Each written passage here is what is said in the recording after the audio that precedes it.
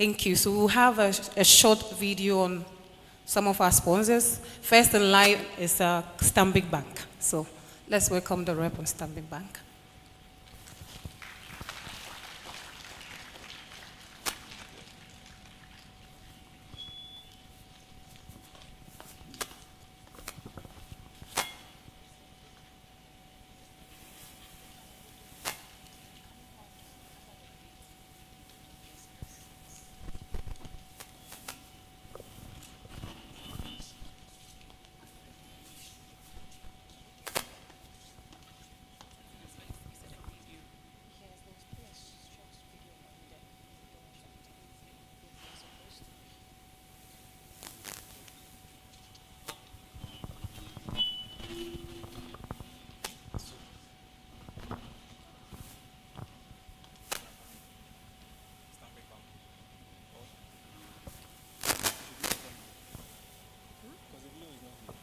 Okay, we are waiting for the video. So as we are waiting, I want us to follow us on all our social media handles. So if you have your phones here, let me see them. Can you give me a wave with your phones? Yes. So when you go on Instagram, we are at UG_CCD, all in small letters. And on YouTube, we are at UG_CCD.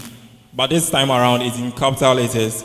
And on X, we are at UG_CCC2, all in small caps. So please, let's do well and follow us on social media.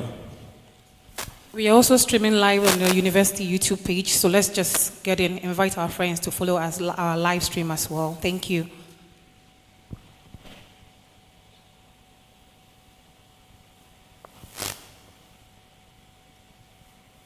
Okay, just not to waste time, can we call on the rep from Stanbic Bank to come and give us a few?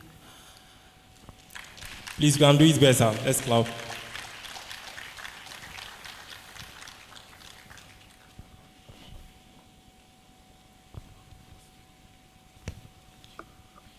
Thank you. Good morning. Good morning. I don't feel the energy. Am I with young people? Good morning. Hello everyone, my name is Cheryl and I'm with Stanbic Bank, and we are privileged to be with you bright minds. So why are we here today? We are here to participate in this year's Career Day. You already knew that, right? And we are here because we believe really that the future belongs to the young people or the young minds. And I'm going to tell you a few things for you to consider as you are thinking about your career and how Stanbic can play a part and why you should consider working for Stanbic Bank. One reason why I think you should consider working for Stanbic Bank is we encourage you and create an enabling environment for you to be the best version of yourself. So if you do come and work with us, or come and learn from us as an intern or national service person, you would be rest assured that you will be pushed to your limits to be the best version of yourself. And that is why I say consider working with us or consider coming to learn from us. The other reason why that I think you should consider working for us is because I believe we have a good employee value proposition. And because I am in an academic institution, I would just ask you to Google it up and find out what employee value proposition means. The third reason why that I think you should consider working for us is because, someone should help me out. Do you want to give it a guess? If I see that you're in a nice bright top, I'll call you. Why do you think you should work for us? Or consider learning from us? Yes. Sorry?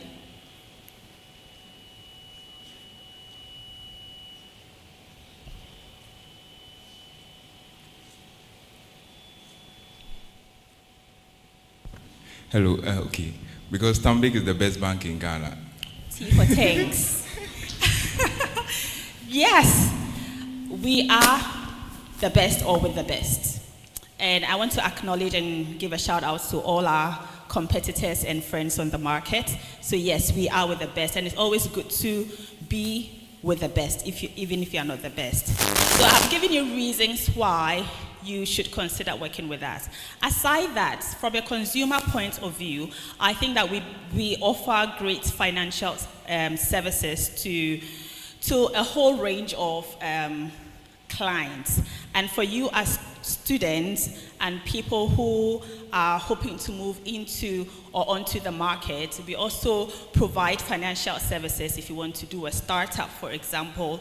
Beyond the financial services, we also provide skills, trainings in skills, and giving you knowledge that will help you once you decide to chart the path of entrepreneurship. So do visit our stand for more information on this bit on financial or consumer finances, because there are terms and conditions against this.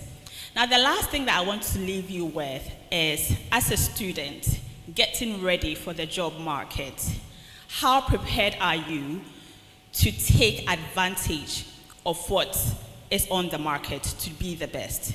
So you see, it's not just about coming to the university and trying to get a grade point and then what? What impact do you want to have? What influence do you want to have? These are the two things I want you to think along as you listen to the panel, as you take part in the discussions, as you visit the various booths that you see outside. So it's not just Stanbic. And as Stanbic, we also want to acknowledge our competitors and the people that we work together with in the ecosystem. So as you visit the booths, be intentional about the questions you're asking, beyond internship opportunities, beyond national service opportunities. So I wish you all the very best.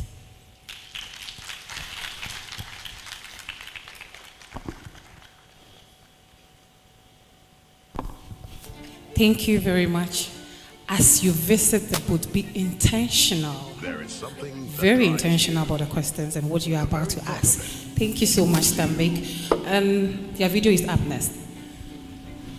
Even when the road gets rocky, you keep going. Just to get the results that matter. It could be about you. It could be the lives you touch. It could be about something dear to your heart. Such results leave a sweet lingering smile, a sense of fulfillment. That's why you work till late, yet rise with the sun. Yes, your drive knows no limit. Do it with Stanbic Bank, where we spur you on to get the results that matter.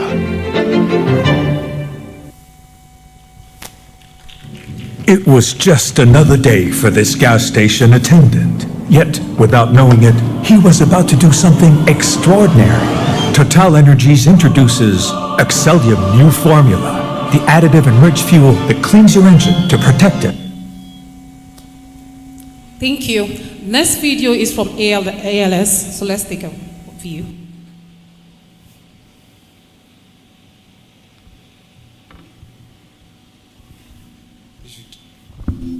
ALS.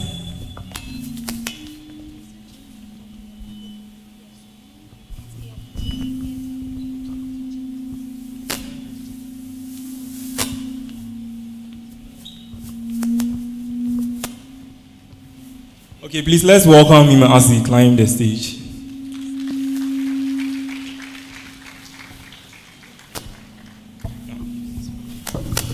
Yeah, hello. Good morning. Oh, good morning. Oh, I can't see smiles. Oh, it's like this morning we are tired. Hello. All right, so my name is Wisdom, and I'm talking to you I'm coming from ALS Ghana. All right, and I want to have a short minute of discussion with you guys. One of the key things companies look for when you're applying for a job is skills. The question is, do you have skills ready for the job market. One, we came to school just to get our certificates, that we do our service. 1 year of service, we do internships, and after the internships, we wanted to go get a job, but the question is, do we have the skills for the job market? You hear a lot of people often say that there's no job in Ghana, there's no job, there's no job, there's no job. But the question I want to ask is, do you have the skills necessary for the job market? Now, that brings us to where ALS and MasterCard comes in. All right? In the World Economic Forum last year, the discussion was that Africa will be the leading workforce in the year 2030 and beyond. The question is, do we have the skills? Are we ready? When the rest of the world are looking for staffs. Ghana, we said the employability rate is really low in Africa, and then we are trying a lot of people to get jobs. But the question I want to ask you right now is, there are different forms of getting jobs. You can get remote jobs, you can travel outside to get a job, you can even get a job whilst in Ghana here. But the question is, if maybe right now you decide to go for a job outside Ghana, let's say be it remotely or be it traveling to get a job, do you have the skills for the job market? It's very sad. A lot of people say there's no job. I finished school, there's no job. I asked you, can you just send me your resume so that I'll look at your resume and see if, Charlie, I can push you somewhere. And when they send their resume, I ask them, will you even accept, will you even employ yourself if you're looking at your own resume? We have graduates, but they don't know how to prepare themselves for the job market. It's a pity. All right? And now why MasterCard and ALS comes in is that we wanted to upskill you, provide you with skills necessary for the job market. We are not going to be like, basically just go to school, learn product, and then you finish, then there's no job for you, all right? Right now, we are in the age of tech and AI, right? And you understand that most things now are done by artificial intelligence. ALS have a lot of range of courses that you can do, all right, that will prepare you for the job market. Last week, I was here, I met one other guy who just saw me. He was, Black, what's up? I can't even recall the guy. He was like, Black, can't you remind me? I said, no. All right. Last 2022, I did a program with ALS, the AWS Cloud Computing. And I said, oh, that's great. So what are you doing now? He said he's doing his work with, how many of you know Satanda, La Liga Satanda sponsorship? And he's a student, a level 200 guy, and he's working there remotely. Who else is a student here? The question I want to ask you is he different from you? He's not different from you just because he's also a student like you. But he's trying to get skills, and through the skills, he's able to get a job. Everyone goes to a degree. Everyone gets a degree nowadays. Degree is something cheap. Everybody can actually get. But what separates you from other colleagues is what? The skills, the experience you have that prepares you for the job market. Stanbic is here, Total is here, Unua TV is here. No one employs people full-time employment without skills. If you don't have the skills, we won't employ you because your father is MP or something. Now, what ALS is offering to you now is an opportunity to acquire tech skills, all right? Career accelerated skills, all right? So we have programs like AWS Cloud Computing. We have software engineering, both front and back end. We also have data-related programs talking about data science, talking about data analytics. We're talking about cyber security. We talk about AI in Career Essentials, a very common program that is for only just 4 weeks. You do that program, the program is online, and after doing the program, you're able to learn over 21 AI tools that will help you to do your work more effective and efficiently. Because most of you always say that ChatGPT is not helping, ChatGPT is not helping. Hello, you don't know prompt engineering. All right, these are things you need to know to be able to use these tools. And these things now are brought to your doorsteps. MasterCard is paying for the access fee for the programs for you. They are paying everything. All that you need to pay is your access fee. That is just $5. $5 is equivalent to, I think, 55 cedis or at least 52 cedis. And you and I can tell me, standing here, that 52 cedis is no money for you. Even your airtime for a month is around 399 cedis or 400 cedis. Some of you use router and the rest. And if you want to position yourself for the job market, you have to be ready to invest in your education, invest in your skills, all right? It's really, really needed because you have a lot of graduates, but they don't have skills. So ALS is there just to provide easy access to skills for you. So we are out there, and if you're studying anything, you can just reach out to me at the ALS stand there, and I'll be able to support you. All right, thank you. Enjoy your day. Hi, I'm Doreen, and I'm going to be greater than Elon Musk. I took the ICE program, And the reason was, at the time, the buzzword was AI. Having a curious mind, I wanted to learn more of AI and apply it to my academic work. Through the ICE program, I got exposed to AI tools like ChatGPT, Bing AI, Midjourney, and it helped me work on my PowerPoint presentations, my pitch deck, my assignments, and fast-tracking all my coursework in general.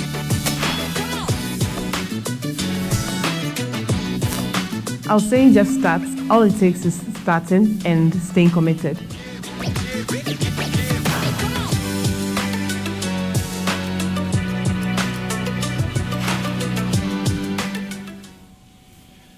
Thank you very much, ALS, for letting us know that your skills really matter in the job market. So the next on our plan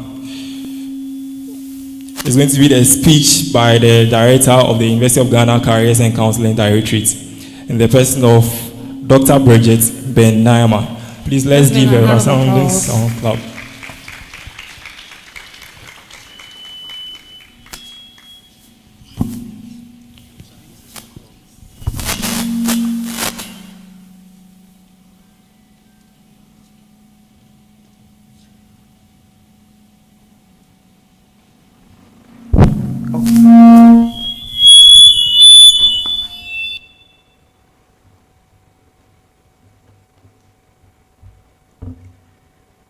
Career Day 2025.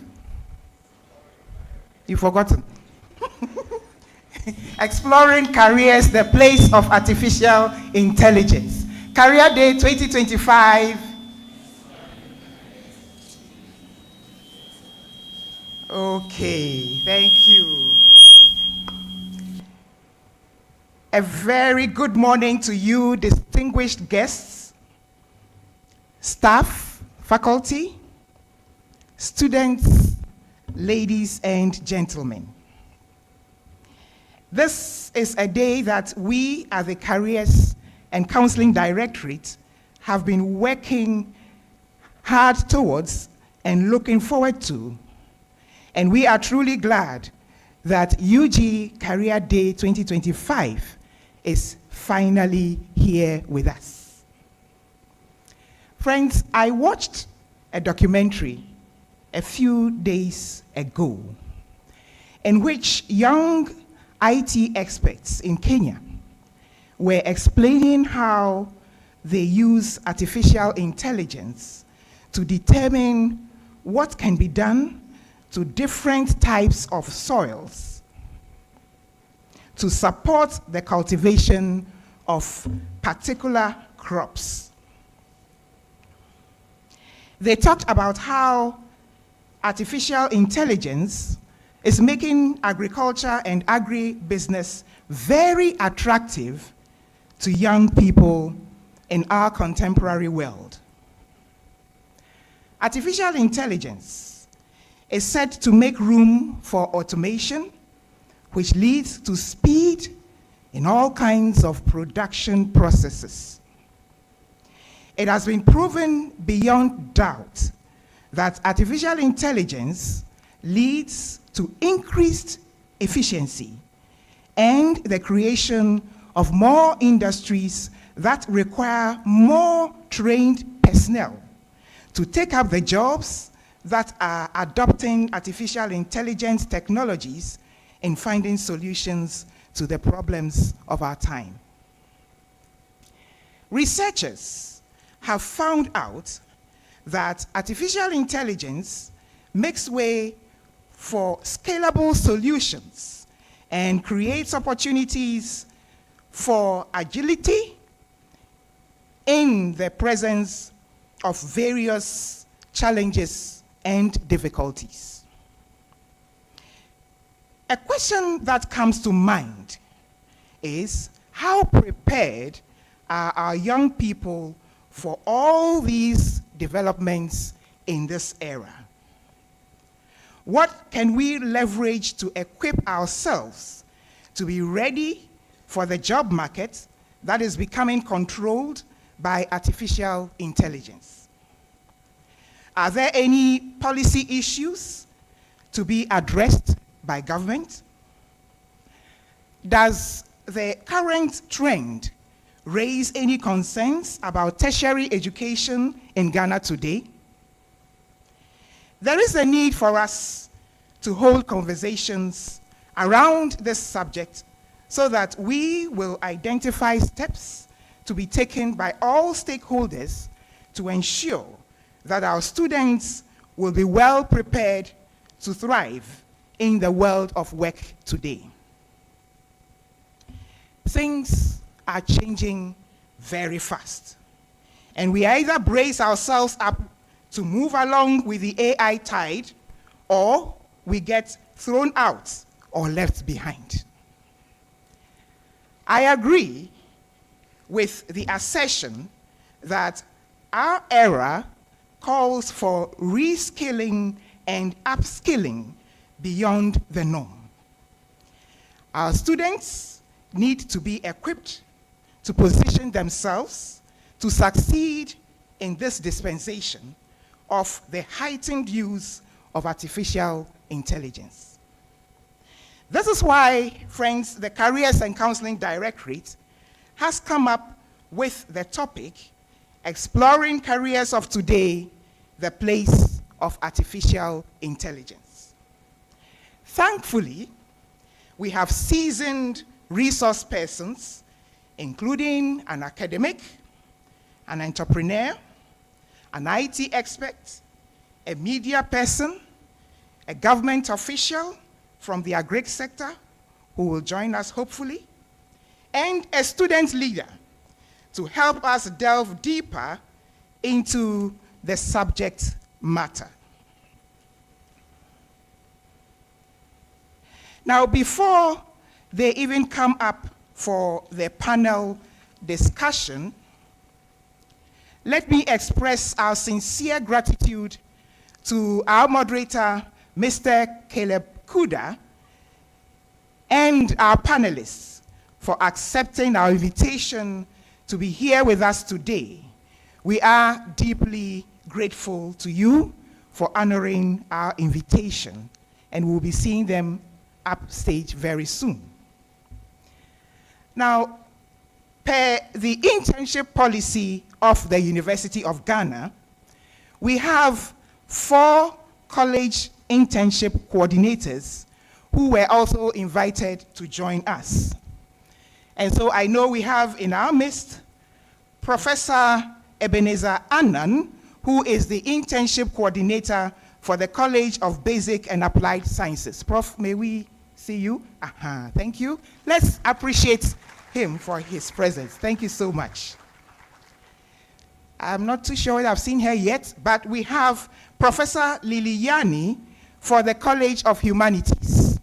Even in her absence, we can appreciate her because she does a lot of work. Thank you. And then we have Dr. John Sedofia, Internship Coordinator for the College of Education. Thank you so much.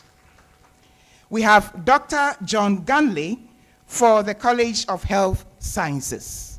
Thank you so much for all the work you do, Doc. Now, the Careers and Counseling Directorate has a team of dedicated, astute professionals whom I would like to introduce to you. This is an opportunity to get to know who make up the Careers and Counseling Directorate. We have our clinical psychologist, Dr. Gladys Setoji, senior counselor. Is she here? Okay, I saw her car outside at least. Okay, there she is. Thank you, thank you. We have clinical psychologist, Reverend Father Dr. Joseph Ochwe Boabing, who handles our Kolebu office. There he is at the back. Thank you so much for coming. We also have clinical psychologist, Reverend Father Tony Afriye Amponsa. Okay, there he is. He is at our main satellite office on campus. We have counseling psychologist, Mrs. Esther Chum Berima. Where are you? Okay, there she is up there. Thank you so much. We have counseling psychologist Miss Edwina Paintel, who is also our placement coordinator. Maybe she's running around somewhere. Yes, and many of you know her. Thank you so much, Edwina. We have clinical psychologist Harriet Ajay. Harriet, okay, there she is, Miss Harriet Ajay. Thank you so much. We have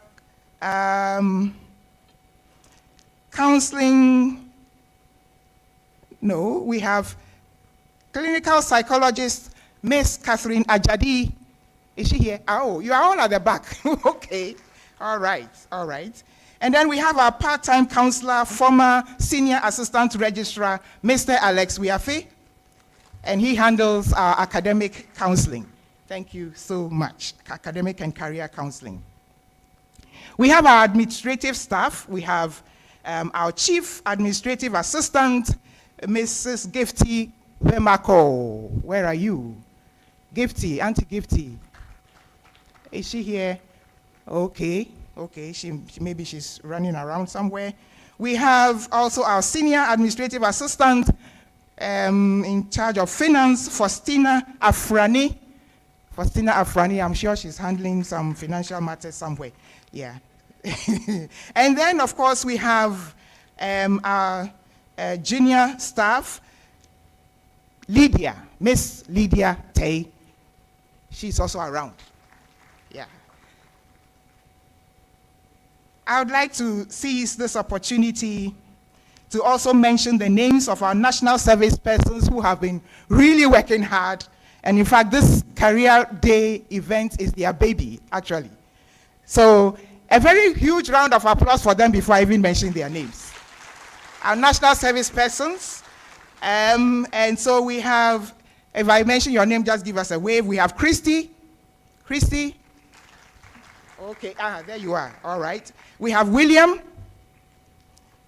We have Mabel, Mercy, Tabitha, Inshira, Selassie, David, Gerald, Patience, and Ignatius. Thank you so much for your hard work. We couldn't have done all this alone, and so we have a team of volunteers who are assisting us. You can see them serving as ushers and going on all sorts of errands. Our volunteers in the house, please give us a wave. Give us a wave. We want to say thank you. Thank you so much for your help, for your assistance. Thank you. We are very grateful to you. We have our team of interns amongst us. Some of them are here. Please give us a wave wherever you are. Interns, these are counseling professionals who are with us. I see all of you there. I see you. Yes, thank you so much for joining us. The University of Ghana Careers and Counseling Directorate falls under central administration here at UG. And this central administration is headed by the registrar of the University of Ghana in the person of Mrs. Emilia Kwanswa Ajay Mensah, who is our special guest of honor for today. But she is not here because of another very important assignment. And so she has asked the Director of Academic Affairs, Mrs. Lydia Anua Dankwa, to represent her. Let's give her a round of applause, appreciate her for taking up this role. Thank you so much, Madam, for being with us. Thank you so much as the guest of honor. Thank you. Okay, so the Careers and Counseling Directorate also has an advisory board. This is an opportunity to tell you everything about us, so bear with me. We have an advisory board that provides guidance for our work as a directorate. And this board currently is chaired by the Pro-Vice Chancellor in charge of Academic and Students Affairs, Professor Gordon Awandari, and he will be passing by soon. He's not here yet. I've not seen him yet. Yes, but he is also going to be here at some point. And we are grateful to Prof for all the work that he continues to do to support the directorate. Friends, let me seize this opportunity to thank all our partnering companies or partner companies that are participating in this career fair or career day. We are truly grateful for your partnership with us in bringing or bridging the gap between industry and academia. This actually fulfills one of the University of Ghana's strategic priorities, and you are helping us to fulfill that requirement. And so special thanks go to our platinum sponsors. And please, let the round of applause be huge, okay? Our platinum sponsors, we have Media General. Thank you. Thank you. Thank you. And you know what? This program is being carried live. So we are live on air right now. Media General, thank you so much. We are very grateful to you. Another huge round of applause for Stanbic Bank, platinum sponsor. Thank you so much. We are grateful, forever grateful. We are also grateful to our gold sponsors, Huawei Ghana. A round of applause for Huawei. Huawei Ghana. Yes. Thank you so much. And they are also going to be organizing an interview actually for selected candidates. It's not, we are not joking here at all. Yes. And then we have our good old friend, Total Energies. Thank you, Total Energies, for your faithfulness in being with us, accompanying us all this way. We are very grateful to you. We also have our silver sponsors. Our silver sponsors, we have ALX, whom you just heard from. Thank you so much, ALX. Thank you. We are grateful. We have Procus Ghana. Procus Ghana, where are you? Yeah, they are around. Okay. And then we have Bell Aqua. You can see their drinks already telling you that they are sponsoring. Thank you so much, Bell Aqua. You've also been with us all this while. And we are grateful to our friends, Confucius Institute. I think I can see them somewhere. Yes, yes. Thank you so much for all your support and your help. We are grateful to all other participating companies. A huge round of applause to all. We can't mention all, but you see their logos all over, and you'll be meeting with them. They will be speaking to us. You'll be interacting with them. We are very grateful to you because without you, we have no career day. We are grateful to the University of Ghana Center for Disability and Advocacy Studies for giving us our friend, Sister Joyce, to do the sign language interpretation. Thank you, so that our sisters and brothers, who have hearing impairment can also benefit from this program. Thank you so, so much, Auntie Joyce. Now, without you, students, our precious students, still we have no career week. And so we are grateful to you for your presence with us. We are grateful to you for making time to participate in this Career Day event. We are also grateful to our students in our learning centers, city campuses, because this program is being streamed live. And so they are also participating in this Career Day event, especially in this forum. And we are grateful to you who are participating online. Thank you so much for your time. Friends, I encourage you, especially our students, I encourage you to ensure that you get the best out of this program today before it ends. Interact with the companies around and seize the opportunities for internship, for national service, and for job placements. The career fair is also going to be held at Accra City Campus tomorrow for the benefits of our students there. And so it's a really busy week for us. Thank you so much for listening. And on that note, you are all most welcome to UG Career Day 2025. May it go well. May it go well. Amen. And at this time, I would like to hand over to our MCs to continue with us. Thank you very much.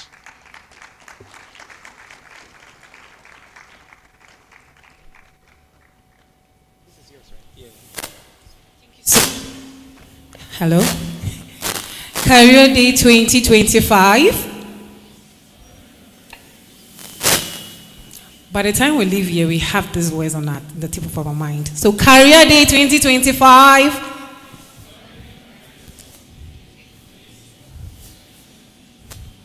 Okay, so next we have a video for one of our sponsors, Media General.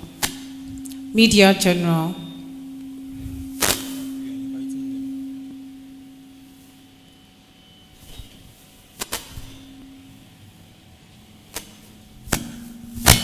Please, let's invite her as we climb the stage.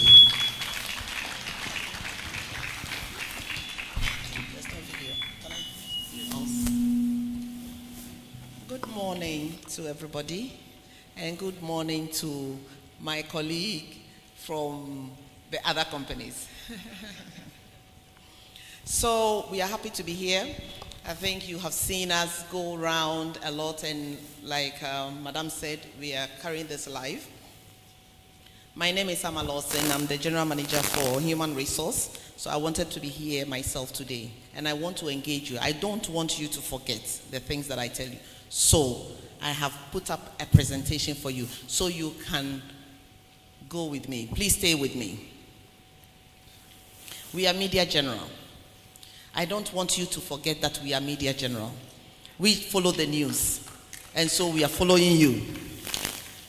We want you to explore your career with Media General. So I have come with my own theme: explore, engage, and excel. Please visit us at our booth and talk to us. Welcome today. And we are here because we believe in the power of potential. I know there are a lot of you who have participated in internships and done national service. For interns, you will come to us and come back. Please, is there anybody who has interned with Media General before who is here? We are throwing that challenge to you. Please apply and come. We invite you to unlock your passion, explore your strength, and excel in your career with Ghana, Ghana's leading media powerhouse. Who are we? We are Ghana's leading media and content creation organization. I believe in that, and I hope you also believe in that. We are home to leading brands like TV3, 3FM, Onia TV, Onia FM, Connect FM in Takoradi, Akoma FM in Kumasi, MG Digital, and Adisa Production Limited. I show you this because most people think that we only have the newsroom.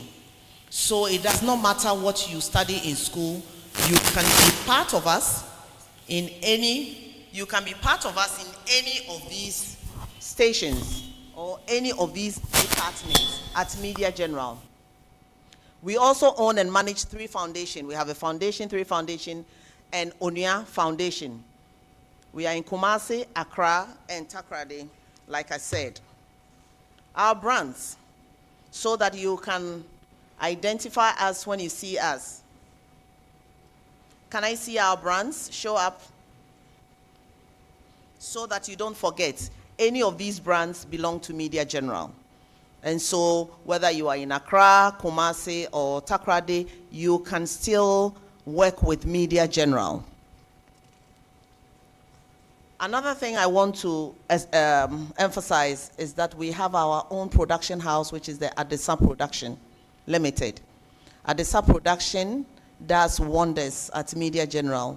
They produce all the favorite entertainment shows that you know: Date Rush, PMX Extra, Talented Kids, Ghana's Most Beautiful, all those. They are produced by Adesan. And so if you are talented, you are creative, and you want to be part of the content creation, please consider working with Media General. We have a vision to be the leading media house in Ghana and beyond. We've already conquered Ghana, so we are looking to do the West Africa and Africa, and we want you to partner with us and be part of a company that tells the African stories with authenticity, creativity, and global relevance. Please consider joining us. Your future starts with us. Why do we want you to join us? Because we have a dynamic, inclusive, and purpose-driven work culture. We provide career opportunities. We mentor our people, and then we provide leadership opportunities for you. A strong focus on creativity, innovation, and impact. So there's no wonder one of our strongest values is innovation, professionalism, creativity, teamwork, and concern for the community, because we speak for the voiceless. We invest in people-first policies for personal and professional development. Your career journey begins here with us. We offer internships, like I have mentioned earlier, and national service. What we do with our national service, because we want the best, please, if you apply, we will interview you. We will interview you and select you and have you posted to us. So it's very important that you register with us and express your interest, whether you want to do national service or you want to do internships with us. I want to show you this so that you take it away with you. Because like I said, a lot of people feel that it's only the newsroom. We have one of the biggest engineering departments at Media General. So it doesn't matter what you do. If it's engineering, we can engage you today. Graphics, design, motion graphics, those are our hottest cakes. So if you have fantastic motion graphics skills, please come to our booth. So all these departments are available for you to be able to work in, including legal, the sports fanatics, finance, and all other areas. So it's not just the newsroom. And so you see, you have a place at Media General. I want you to be part of us today. This is a clarion call for you to be part of our movement. Register with us. Register with us at our booth and send your CVs to us at careers@Media General. In fact, I asked the IT guy to project our QR code on the screen so that it will be easier for you to scan and register. All right, so we have made life very easy for you. All of you, scan and register and look no further than Media General. Thank you.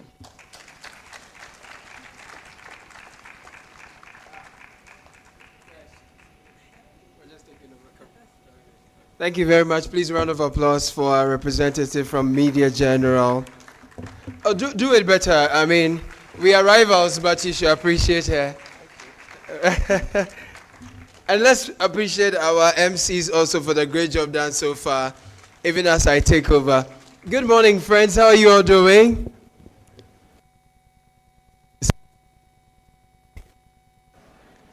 Can you hear me? Myself. Good morning. How are you doing? Excellent. So, my name is Caleb. This is not okay. We'll stick with this. This one.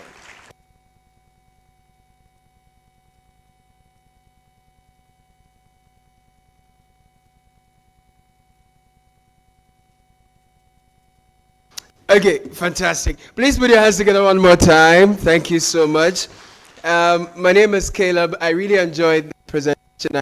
Thank you for the opportunities you're availing to young people at Media General. It's also, there are a lot of opportunities at Channel 1 Television and City FM as well.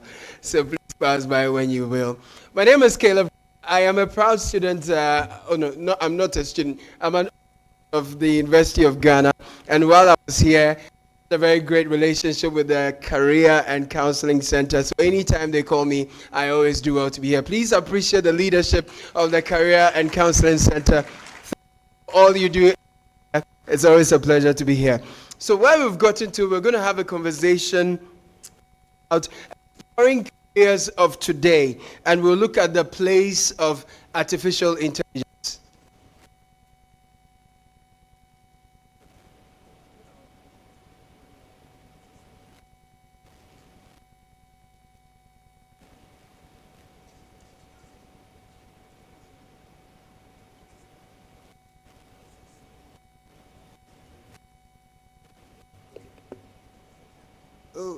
Right.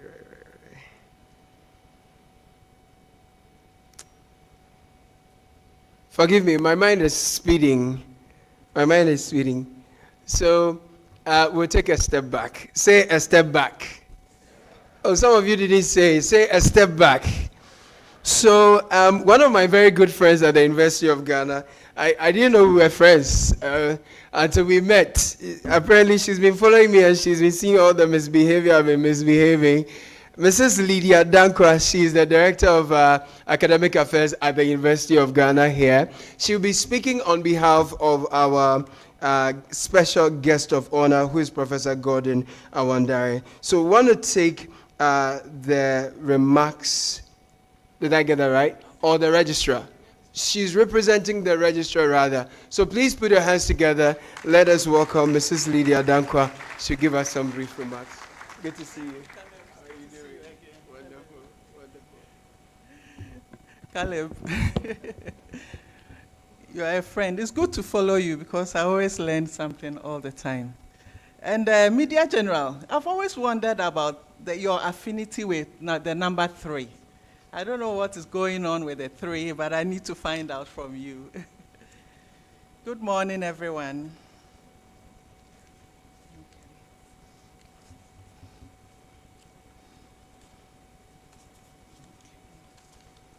Excuse me. Good morning. I want to address my students first, my precious students of integrity, brilliant students. Good morning. Good morning, the leadership of the Careers and Counseling Directorate. Good morning to our most important sponsors. We are really grateful to you. Good morning to representatives that supported the Careers and Counseling Careers Day. Distinguished ladies and gentlemen, it's a great honor to represent the registrar at this occasion. As Director of Academic Affairs, I extend her sincere apologies for not being here. She really appreciated the invitation, Madam Director, but unfortunately she's committed to another program that is happening at this moment with the council chairperson. She sends her heartfelt wishes. For a successful Careers Day, and I'm here to represent her and share a few thoughts on her behalf as agreed upon. This Careers Day is themed Exploring Careers of Today, the Place of Artificial Intelligence. The event promises to provide invaluable insights into emerging career opportunities, industry trends, and the skills essential for success in a rapidly evolving job market in an era prone to the use of artificial intelligence. This is truly a time, and the theme is critical, one that directly addresses the dynamic landscape you, our future leaders, are about to navigate. May I know those who were at the Careers Day last year, by a show of hands, those who were there? Can I see your hands? Okay. Lady in brown, can you tell me what the theme was last year, please? What was the theme?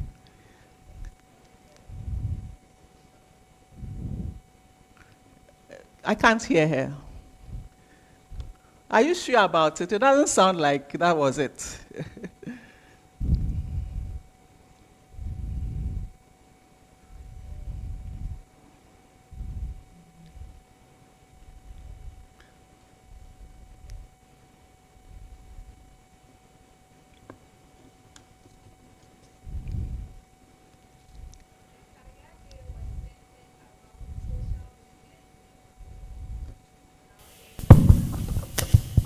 Director, is that right?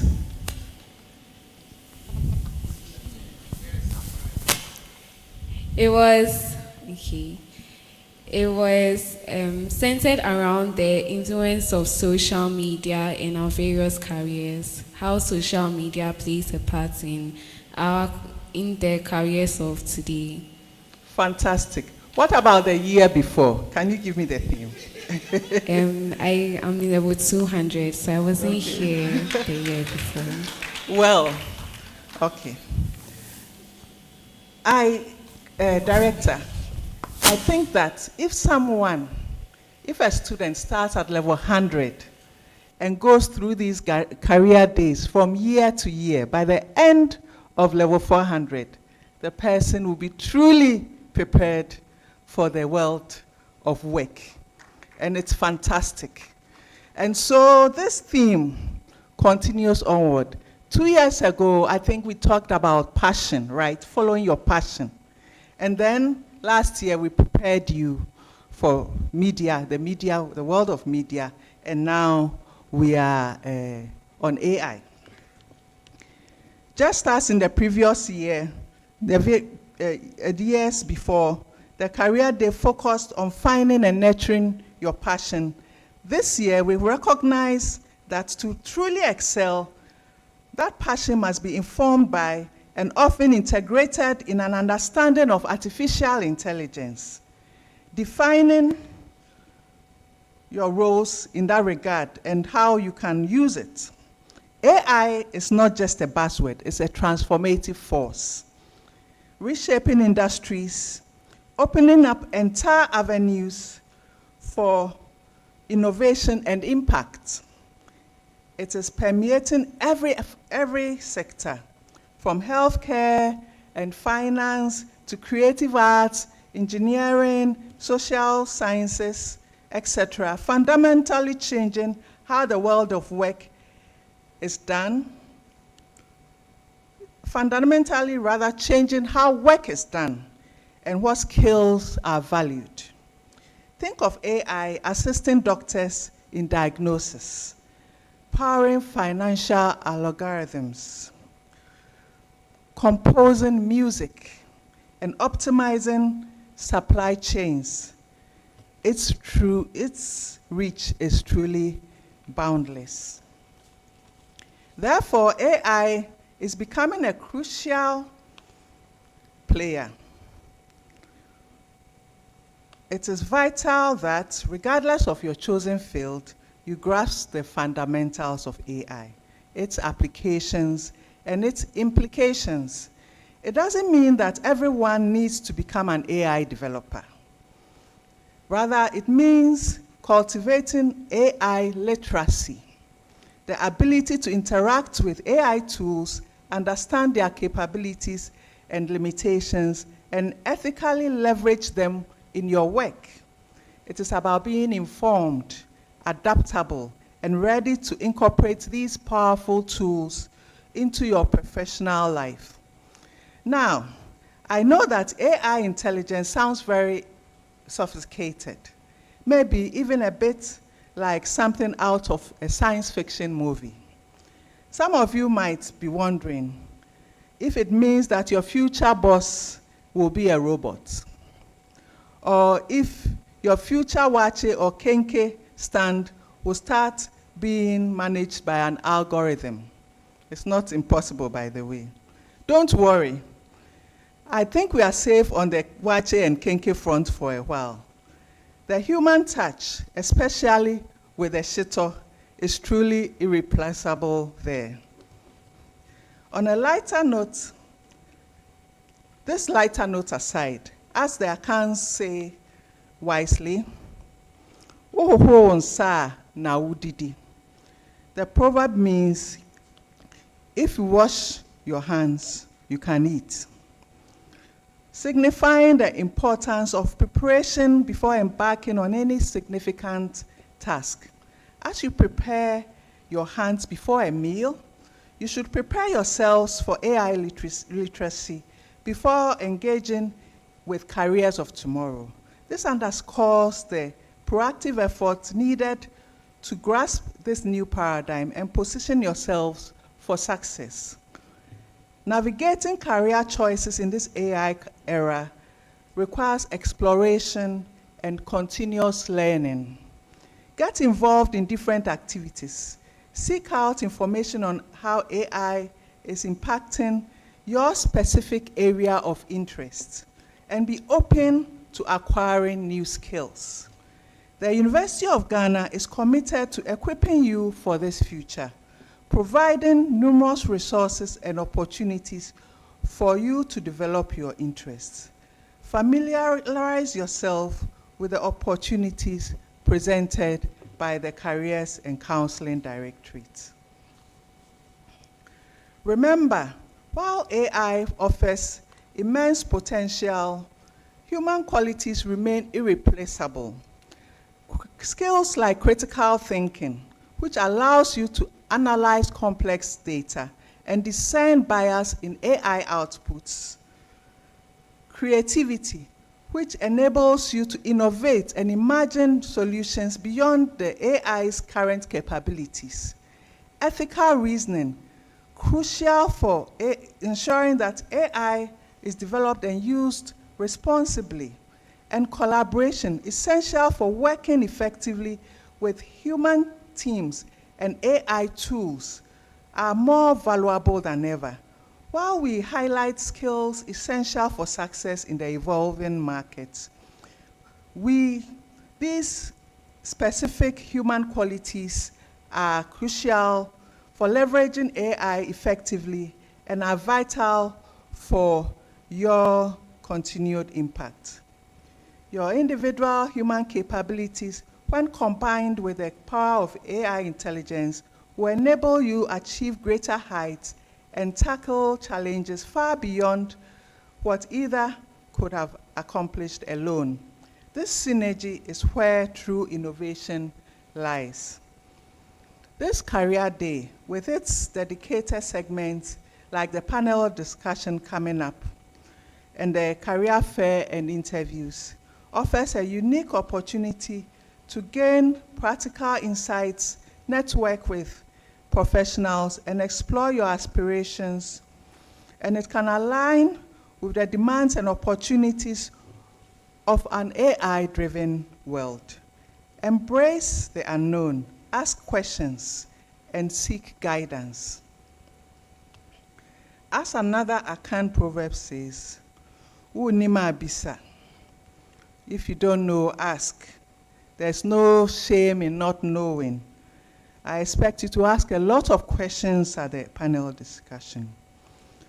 Great strength in actively seeking and to learn and clarifying your doubts is very important. This is your chance to gain diverse perspectives and gather invaluable information to shape your future. In conclusion, as you participate in this year's Career Day, let your understanding of the evolving landscape of artificial intelligence be your compass. Combine your unique strengths and passions with this crucial knowledge. Embrace it, nurture it, and allow it to guide you through a fulfilling and impactful career that will contribute to the development of Ghana, of Africa, and of the world. Thank you, and I wish you a successful Career Day. Thank you.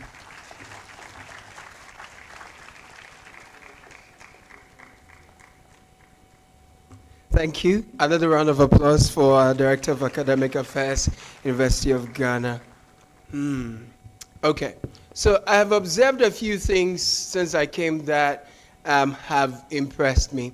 You would notice that we have someone signing all that we're saying from here so that our brothers and sisters who have hearing impairments can also benefit from this. That's how inclusive the University of Ghana is. I thought you put your hands together. Let's appreciate our friends. Guys, we appreciate you.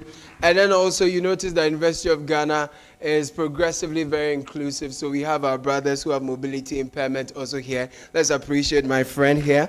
How are you doing? Good to see you. We want to appreciate the University of Ghana Student Representative Council. They've done amazing. Thank you for your partnership. It's always great to work together with you. Please appreciate your leaders.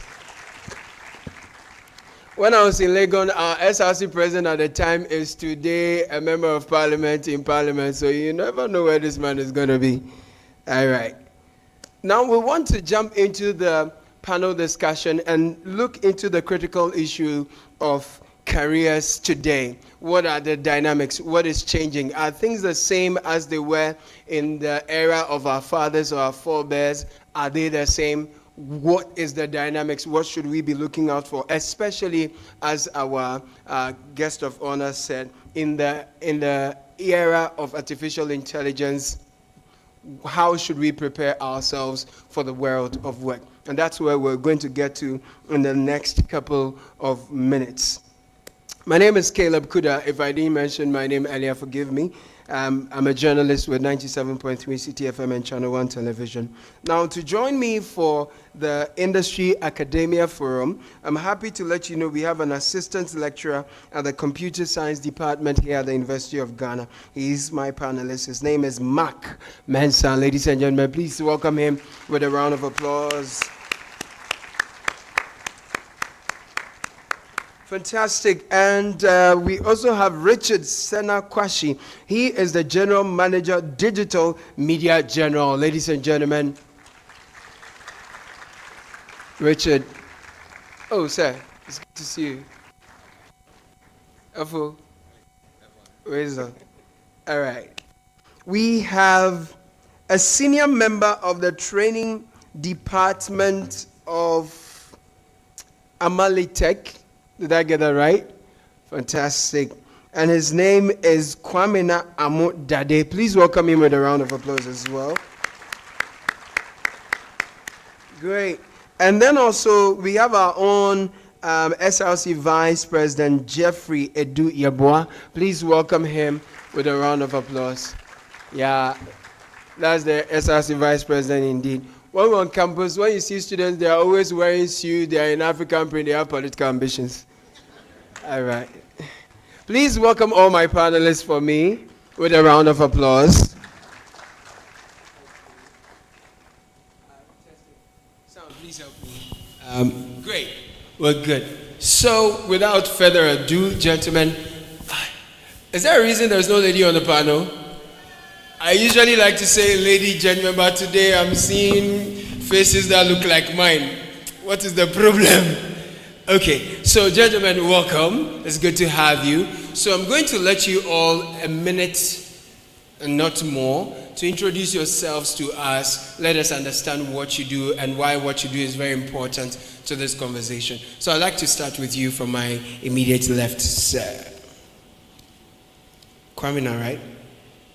Oh, Mark, forgive me, Mark. Your picture looks different too. Over here, you shaved your face. Forgive me. Yes, understandable. The name again is Mark Atamensa, and I'm assistant lecturer with the Department of Computer Science. Oh, you are Atamensa? Yes, I'm. Are you related to my boss? No. Okay. I've had a question. I've been asked that a dozen times. Yes, my attire is because I'm a twin. Yes. I have been in academia for well over 15 years. I started quite early. And along the line, I had a 2-year brief stint in the industry as an IT manager and a general manager leading development teams. And it really shaped my approach to teaching. In fact, I've had a long passion to be in academia, and so I borrowed that experience to come in here. I am proud to say that as we sit here, some of my goals have been achieved significantly, because as we speak, we have University of Ghana students who have footprints in Bloomberg, in Facebook Meta, in Google, yes, and even locally. Just a couple of weeks ago, I had a student walk into my office to express his gratitude for the exposure given him by way of teaching. Currently with MPS, a national service person, earning 13,000 Ghana cedis, NSS. He did not even imagine himself landing that job, because among the other competitors who were yet to be interviewed, they look grown up and so on and so forth. But his wealth of experience throughout his journey in just 4 years gave him the step ahead among his peers. You say he's earning 13,000. I'm not joking. What program did he take? Can I come back? He was a computer science student. I taught him software engineering. That one is hard. Yes, and so I'm quite passionate about engaging with younger folks, equipping them with the knowledge, the information they need to better themselves. Today, I have come to terms with the fact that back in the day, organizations would recruit you and train you. But the times have really changed. You need to equip yourself with some skills to set you apart beyond your degree, and that will open doors. And so I'm happy to share a few nuggets with you, especially having spent a significant time of my research into AI, and sharing some of these nuggets with you on this panel. Wonderful, that's exciting. I like it, yeah. The 13,000 got us clapping. We all want to earn that much so early. But, sir, tell us about your journey into being General Manager Digital at Media General. Richard Senakwashi. Hi, so my name is Richard Senakwashi. I do not like the Richard, so I prefer to just be called Senakwashi. Well, you're a rich child. That's what it means. I don't like foreign names, so I'll stick with Senakwashi. Okay, yeah? Okay, I think my journey into becoming the General Manager of Digital at Media General, let me start with what I do at Media General. Okay. So my company, because Media General, we all have companies in the group, right? So my company is called MG Digital. We are mostly the tech and development company in the group, so we do all things related to digital. So we develop the apps, we develop the payment systems, and we also manage the social media platforms for the group. And of course, sometimes we offer the services to external clients that we work with. How did I join Media General?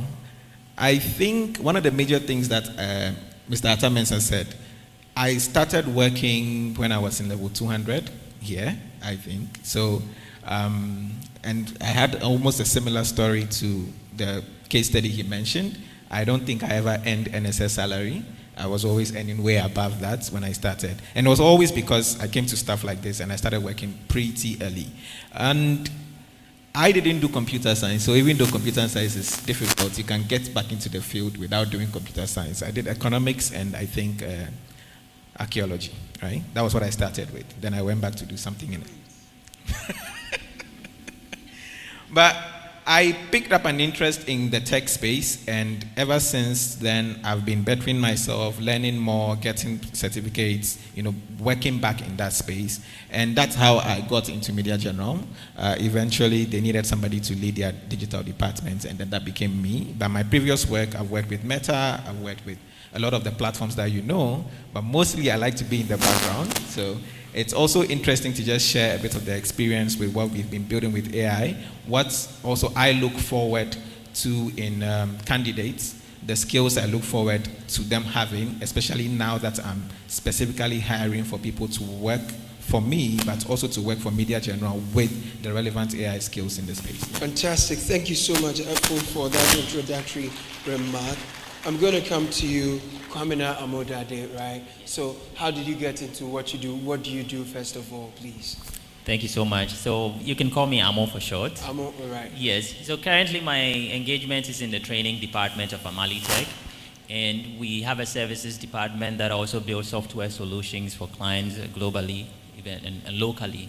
But my current engagement is in the training center, and I'm handling the National Service Division as well, where we focus on passing digital skills to our NSPs when they get into training. The goal is that we will train them after the end of the service period. We hope to retain as many of them as possible, and so there is guaranteed employment for those who excel in the skills that we are going to talk about hopefully today.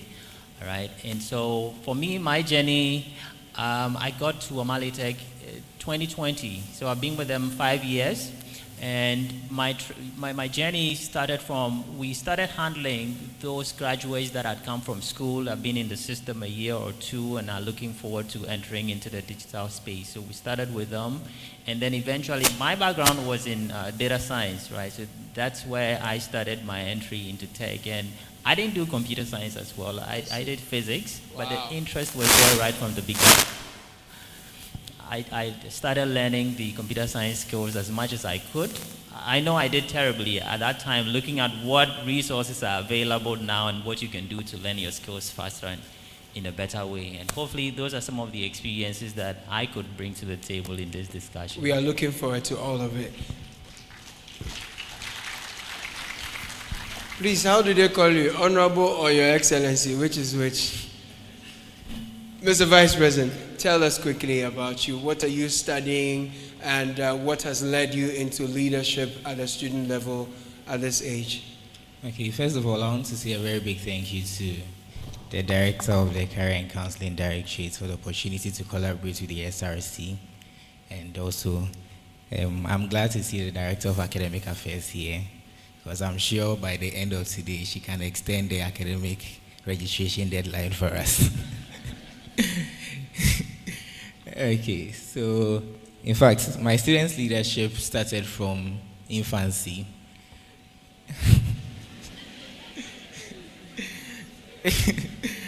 Briefly, I started running for positions from class 4, starting as a compound prefect, becoming academic prefect, then head boy. Then I moved to Mfan's Film School, which you and I can agree is the best senior high school in Ghana. I aspired to be head boy in Mfan's Film School. Unfortunately, I was not appointed. I was disappointed, and I told myself I would never enter leadership again, only to come to University of Ghana with God's own purpose. So I became president for Elite Mentoring Program, which was a mentorship club on campus in level 100. In level 200, I became vice president of the Political Science Students Association, and in level 300, the good people of University of Ghana saw me worthy to become the ISRC vice president. Okay, your president is Guru, right? Yes, please. Oh, great. How is he? He's doing well. Nice. So let me come to you, Efo, so that we should talk about the skills that employers are looking out for in today's day. We're looking at careers. Typically, a lot of us, when we're young, when they ask you what you want to be, we all know the answers, right? Then you write WASI, then OFDEC will hit you, then you show you your smoothness level. So what are you looking out for if you're choosing someone to work with? And what does it take to train such a person? I'll come to you, lecturer, for what it takes to train yourself to get there. But for you, what does it take to become or to have a career within that digital space? I think one of the major things that we look out for as a company, as Media General, as a whole, is innovation. We've identified that internally as one of our strongest pillars. It's one of our key things that, if it comes to the orientations, I think even my HR, Madam Amma Lawson, spoke about it. It's a very strong pillar for us, innovation, because for where we want to be by 2040, we do not have the money, but we believe that innovative things can take us there, right? So we are strongly looking out for how can you think innovatively? How can you come up with solutions to problems that have been there? In fact, how can you even identify the problems to be able to know that this thing needs to be solved in a certain way? That's one of the major things. Now, for me, in my department, in my unit, that even becomes more critical because we are working in the technology field, we are working in the digital field, and I always say that what you know or what you know today it's most likely going to be irrelevant tomorrow. So you have to continuously keep, upskilling yourself or upscaling yourself, if I should even say it that way, because you are upscaling, not even just only upscaling. You have to keep learning a bit more because the algorithms that are working for Facebook are changing. The ChatGPT that became very famous back then, where it was ChatGPT 3 or so, it's totally different from what we have now in ChatGPT 0.03. And if you are still trying to use 03 with the skills that you learned for when you are using ChatGPT 4, you will be far behind and you'll be getting the wrong sort of, responses from even the generative AI tools. So for us, innovation, just that thinking, that zeal to do better than what you did yesterday is very critical for every single person that we are looking to hire. Yeah. That's a good one. Thank you. That's a good one. So innovation is a big thing for you as someone who is seeking to employ, someone who's a recruiter, who is in a disruptive, fast-paced industry. So that's why I come to the lecture, because it doesn't look like lecturers reward innovation. You give us the notes, you want us to reproduce just what you've given us. So is the university the best place to study innovation and disrupt, the industry? Is that a good question? It's a good question, a very, very, very good question. And I'm glad you made that submission to begin with.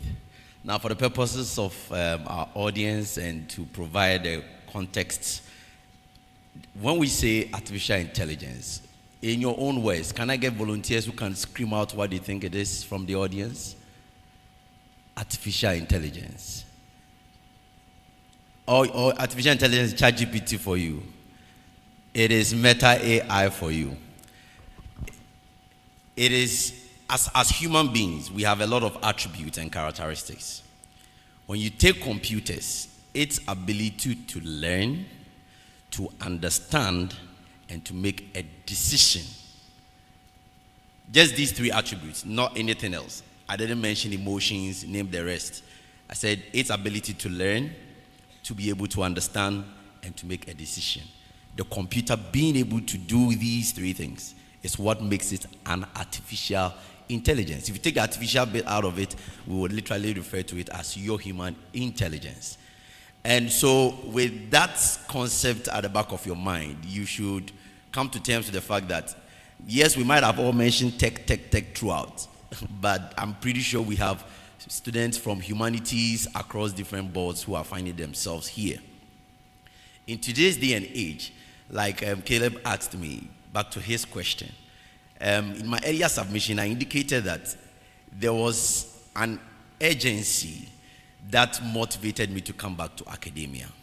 Now, as an IT manager and a general manager providing technology solutions for clients across the country, it turns out that most of the third parties we engaged were literally foreigners. If it was an Indian company, it was an Israeli company, and I was asking myself why, because the team of 8 I was working with were all purely Ghanaians, and our partners were amazed at the kind of solutions these guys were producing. And I'm proud to say that every single one of them is gainfully employed, either working remotely or relocated abroad. It saddens my heart that they've lent their trade to foreigners because they can pay more for what they do and not doing it here. But that is the situation.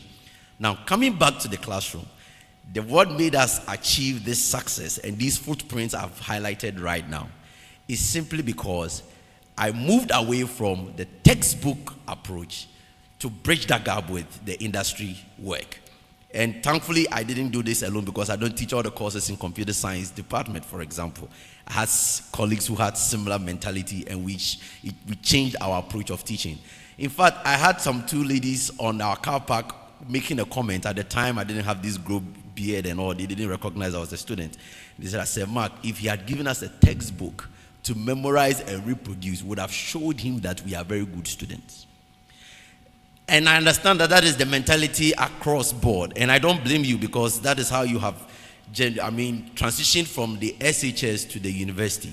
But what I consistently remind my students as a course advisor is that the university is preparing you for the challenge out there we don't have solutions for. And that is why we don't have WAEC here to audit our questions. I don't have any WAEC to repeat questions over 20 years and changing values and figures. No. They are not variables. We give you the foundation here, but we'll probe your ability to think and solve a problem so that when you get out there, you go and meet problems we have no solutions yet, but you leverage these backgrounds to change them. And so in software engineering, you work as in teams, make sure everybody is having a defined role. You understand the concept of sprints, not just by text, but by in practice. You understand stand-up meetings, among others, even communication, requirements engineering. It will not be a textbook concept that we will just throw at you. You engage with a real client and come up with solutions for them within a specified period, take feedback, among other things. And I believe that we are taking concrete steps. Like I said, this is not an individual action, but it's a collective effort in my department, and we have changed the narrative, and hopefully it will cut across other institutions as well. That sounds exciting. So Amo, let's talk about the opportunities that are within the space and whether or not young people are aware and taking advantage of them. Yes, there are so many opportunities, and as I've been indicated, if you're coming from the computer science background, natural places to look at it, software development. Even that now you can go and say, I want to be a front-end developer, right? If you have the creative skills, you're visual, and then the back-end engineers, they are more concerned with the business logic and working on things that we usually don't interact directly with when we go to the web applications, right? Then if you're analytical, data engineering is there for you. Now we have data science, data analytics is there for you. There is also more related to the operations of software. DevOps engineering is there. It's still tailored to computer science folks. What else? AI engineers are there. So the opportunities are so many. And whatever your background, in fact, if you come to one of the training programs that we have for graduates, we call it GTP, okay? If you've come out of university and maybe you don't have the STEM background, you don't have the computer science background, but you've had some practice, like you played into tech by yourself, all right? And still haven't found footing, we have that opportunity for you to make a comeback.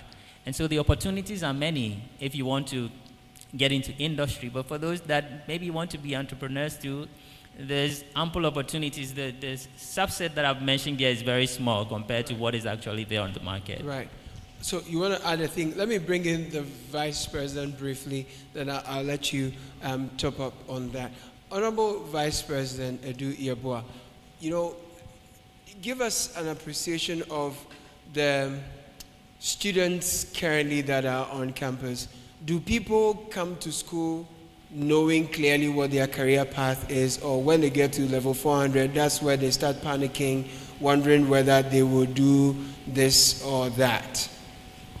Okay, that's a very interesting question, because per my observation and experience with a lot of students, you realize that usually, you see, when you are applying to University of Ghana, we give you the chance to choose the courses you want, and if you don't meet the cutoff points, we give you the courses the university wants you to do.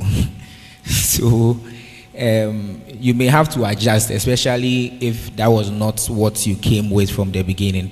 My personal experience, I wanted to do law. When I applied to University of Ghana, I got 08, and the University of Ghana said no, I should come and do political science. So my dad was like, why don't I try other universities to see if I could do the law there with the grade, because it was good. I told him no, I will come and do the political science here at University of Ghana. And the first question he asked me was, which work are you going to do with political science? I went to the media. I'm doing political science, information studies, and Russian. So I went to the media to search for job opportunities these courses give. In fact, I saw a number of them, but I didn't really point out exactly what I wanted to do. But I was told that after school, I could actually do the law as a postgraduate course. And I was like, okay, why? Let me just come and do the political science. So I told my dad that leave me to come. When I come, I'm sure that I'll find my career path. And in fact, coming here, trust me, it has not been just political science. If you focus on just the course, trying to get a first class alone, you may finish school and not get the kind of job opportunity you need. I believe it is a lot of things put together. Coming for a program like this, you may never know the relationship you can build with my fellow panelists here, who can give you the opportunity to work with an organization as an intern, and that alone can give you the job opportunity you want, which does not necessarily have any relation with the kind of course you are doing here. Right. That's a good background. I ask because in our day, when the career and counseling center put together things like this, it was really difficult mobilizing students to attend. And it was often when people were out of school, they were looking for a job, and the reality hits them that they are not better prepared for the world of work. But I look around, it's almost a full house. So is it that the students today are more serious about their future than my time?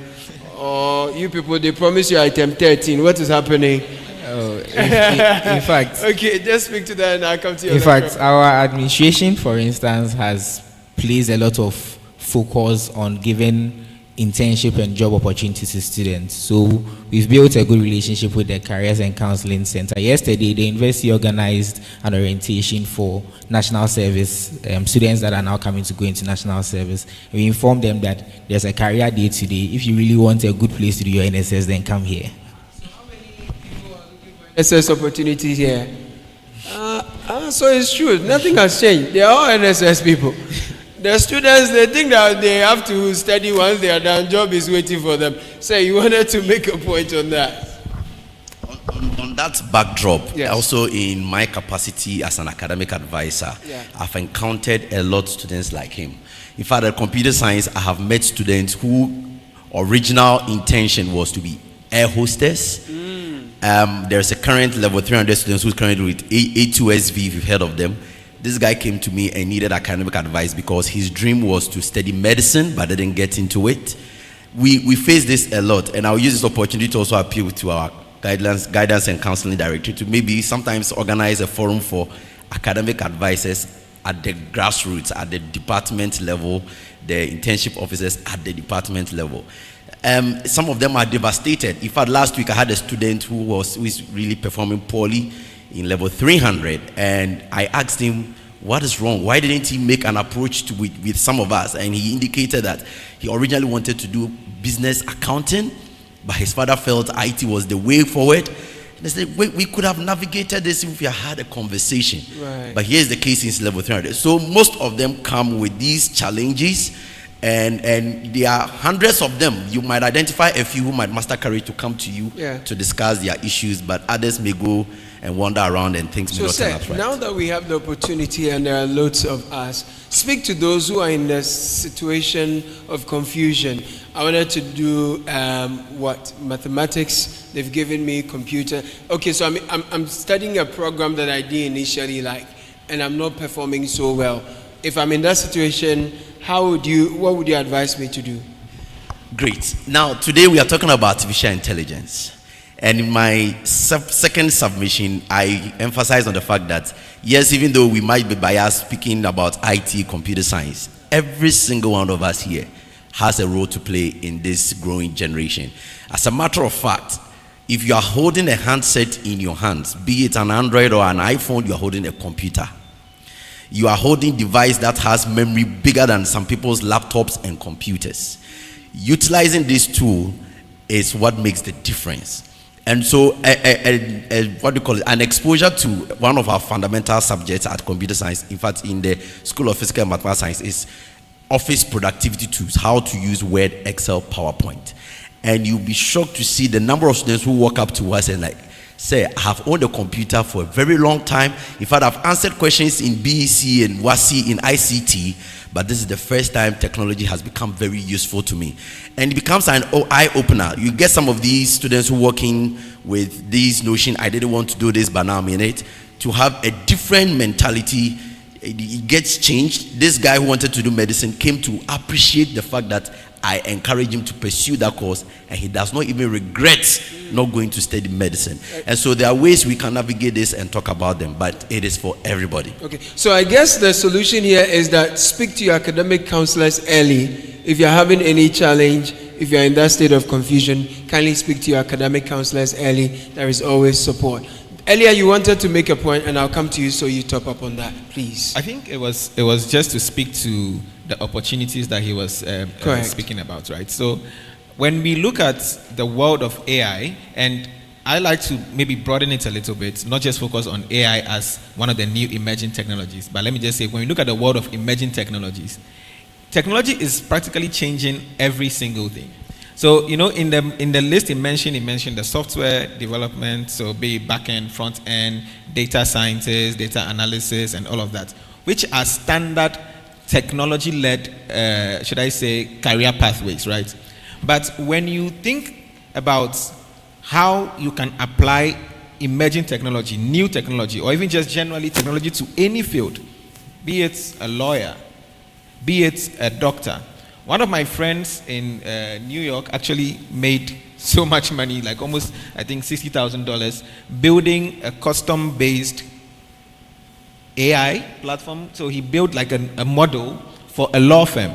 And the model was simply going to read through all their previous cases so that the lawyers or the partners in the firm can just, ask it questions for it to do references. So it helps them build stronger cases without them having to do the research. And that is the thinking that I think Atta Mensah was speaking about, when you really understand, because you have to understand the basic of what artificial intelligence is. A lot of us see it as just for the generative side of it. I put something into ChatGPT and then it brings something to me, or I need to write a paper and I tell ChatGPT to do it. But if you are able to understand what we call the COT, the chain of thought of the thing, you will see that it is just thinking like you, a human being would, only faster and quicker. So instead of you spending hours reading the encyclopedia, trying to go through all these different sources to glean the patterns, to be able to write or to be able to give a response, the AI can do that for you. But you still have to be the human who understands how it is doing it. Because if you don't understand how it is doing it, you will just take anything that is given. And once you understand how the AI platforms or how the AI even generally works, you can really apply it to anything, whether you're a doctor, whether you are a driver, whether you're a journalist, which I'm sure you apply it in some of the things you do, whether you're a graphic designer, whatever role, whether you're an HR person, you can really apply AI across a lot of the different things you do. And I think one of the HR applications of AI was one of the very first, ATS, the application tracking systems. So when you apply for jobs, you send your CVs. Most of the companies, the first 2 reviews are not done by humans. No human being actually sees your CVs. They don't see your cover letters. Your CV passes through an ATS system, just looks out for certain keywords to determine whether you are the right candidate before they even move you to the second level. Does this work in the public sector? Well, that's something that Continue. we wish the minister was here. He would have answered for us. But you see, the application of AI is not limited to tech careers. That's one of the major things I want to say.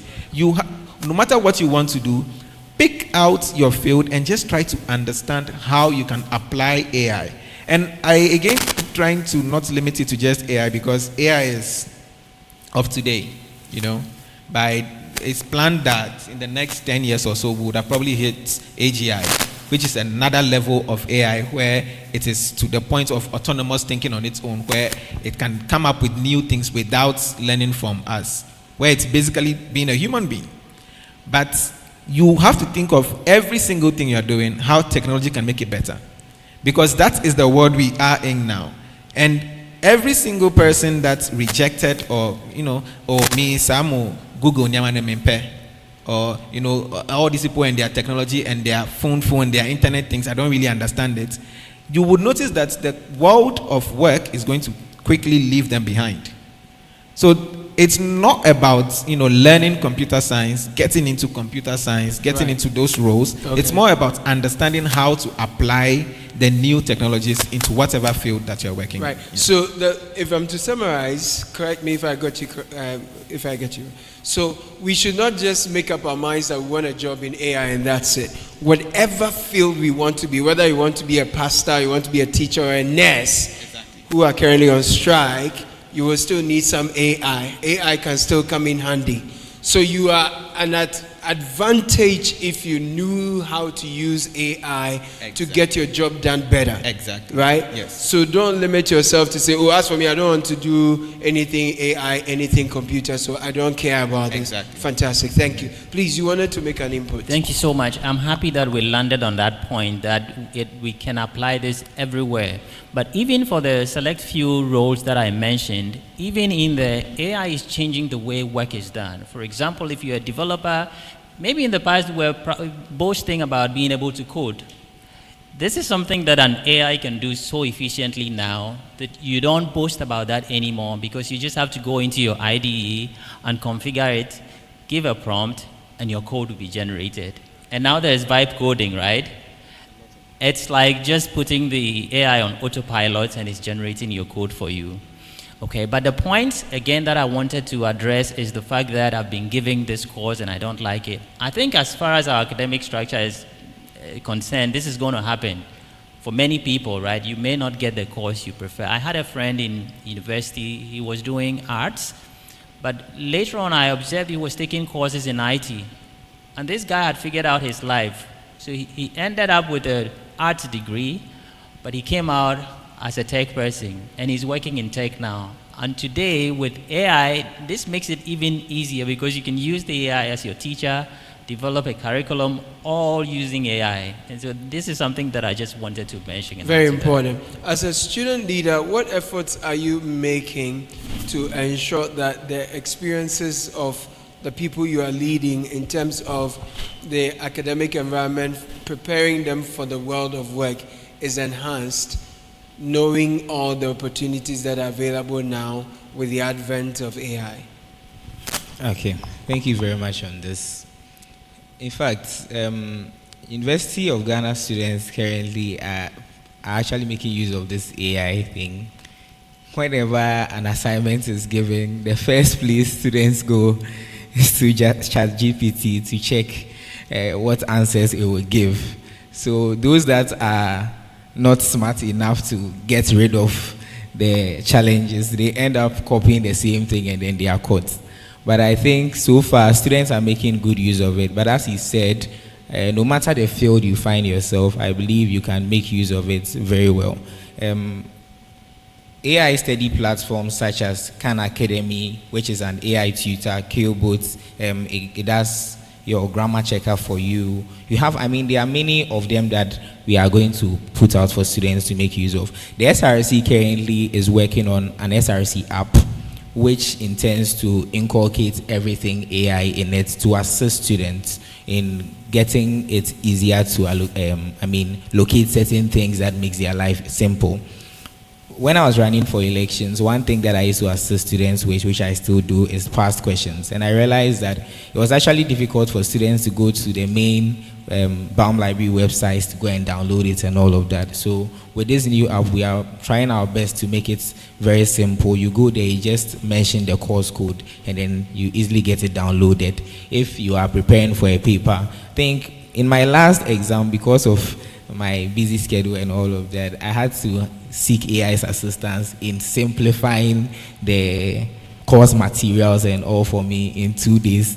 And I know a lot of students are last-minute learners, so we make use of it. Although, yes, we go to class and all that, but it makes it simpler to prepare for examinations. But for the job market, I think that you can just sit at your home, put in that kind of field you want to enter. Maybe you want to be into the media.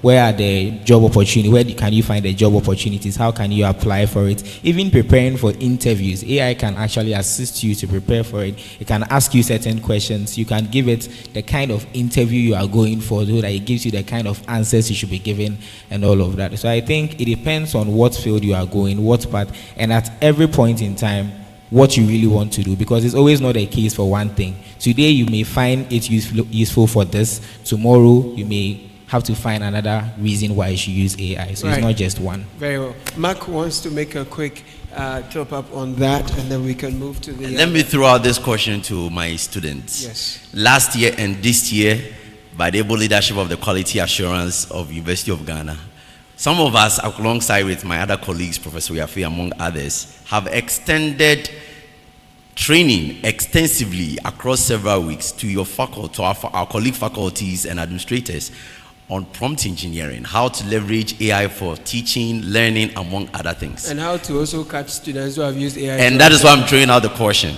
Please, we don't like that one. Do you like that one? Now, notwithstanding, if you come to computer science, for example, we are quite intentional about teaching our students to use the AI the right way. Right. Now, he made a submission. The reason why we will catch you for using AI is simply because everyone is using the same thing, and then the first statement, the first statement it will give you in an email draft is, "I hope you are doing well," or something. And that's the generic one. And they copy it and send. All of them will copy and send it to you. When they even send you emails nowadays, they've been using it because they want to sound good. They've been speaking a lot of pidgin, among other things. But you see, you are using the AI wrongly. And that is where the problem is. And that is why we are here, irrespective of your field.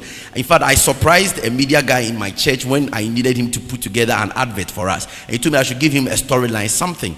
I leveraged AI. When I gave him the script, he was like, "How did you determine the first phrase for the one who recite?" And asked that we even slot the video here and do this. I said, "Well, you see me later and I'll explain that to you." I surprised him, even though that was not my domain, simply because I put myself in his shoes. And that is very key to prompt engineering. Context is very, very essential. We'll ask you a question as an undergrad, and we'll ask the same question to a master student. In fact, a master student came screaming at me once. He says, "I asked ChatGPT this question. I gave it to my supervisor. He marked me." I said, "Yes, you were a graduate student. The response we will expect from you will not be the same from an undergrad. And you fail to put the prompts you provided in that particular context." So, show us the thing. No, you are saying plenty. Just show us so we know what to do. Or we should come to class. Well, Sky has been talking about it on the radio every morning. But that is the whole point. So it is for everybody. There are things they are looking at for. I actually put down a few things. Please go ahead. As far as technical stack is concerned, employers are expecting you today to have AI literacy. It doesn't matter what you are doing. So basic prompt engineering, the ALS guy hammered on that. My colleagues, some of them have also highlighted that. It's very, very important. You must be very fluent. You must be very fluent. You don't just copy and paste, cut and paste.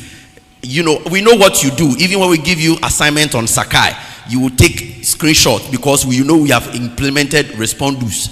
So you take your phones and open ChatGPT, take a picture, it will give you the answers quick, and you move on. We know what you do, but put your personality behind it, and that will be a great distinction between you and the others.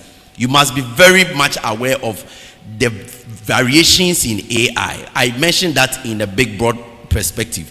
Computer vision, but the much of what we are familiar with is large language models that falls under natural language processing.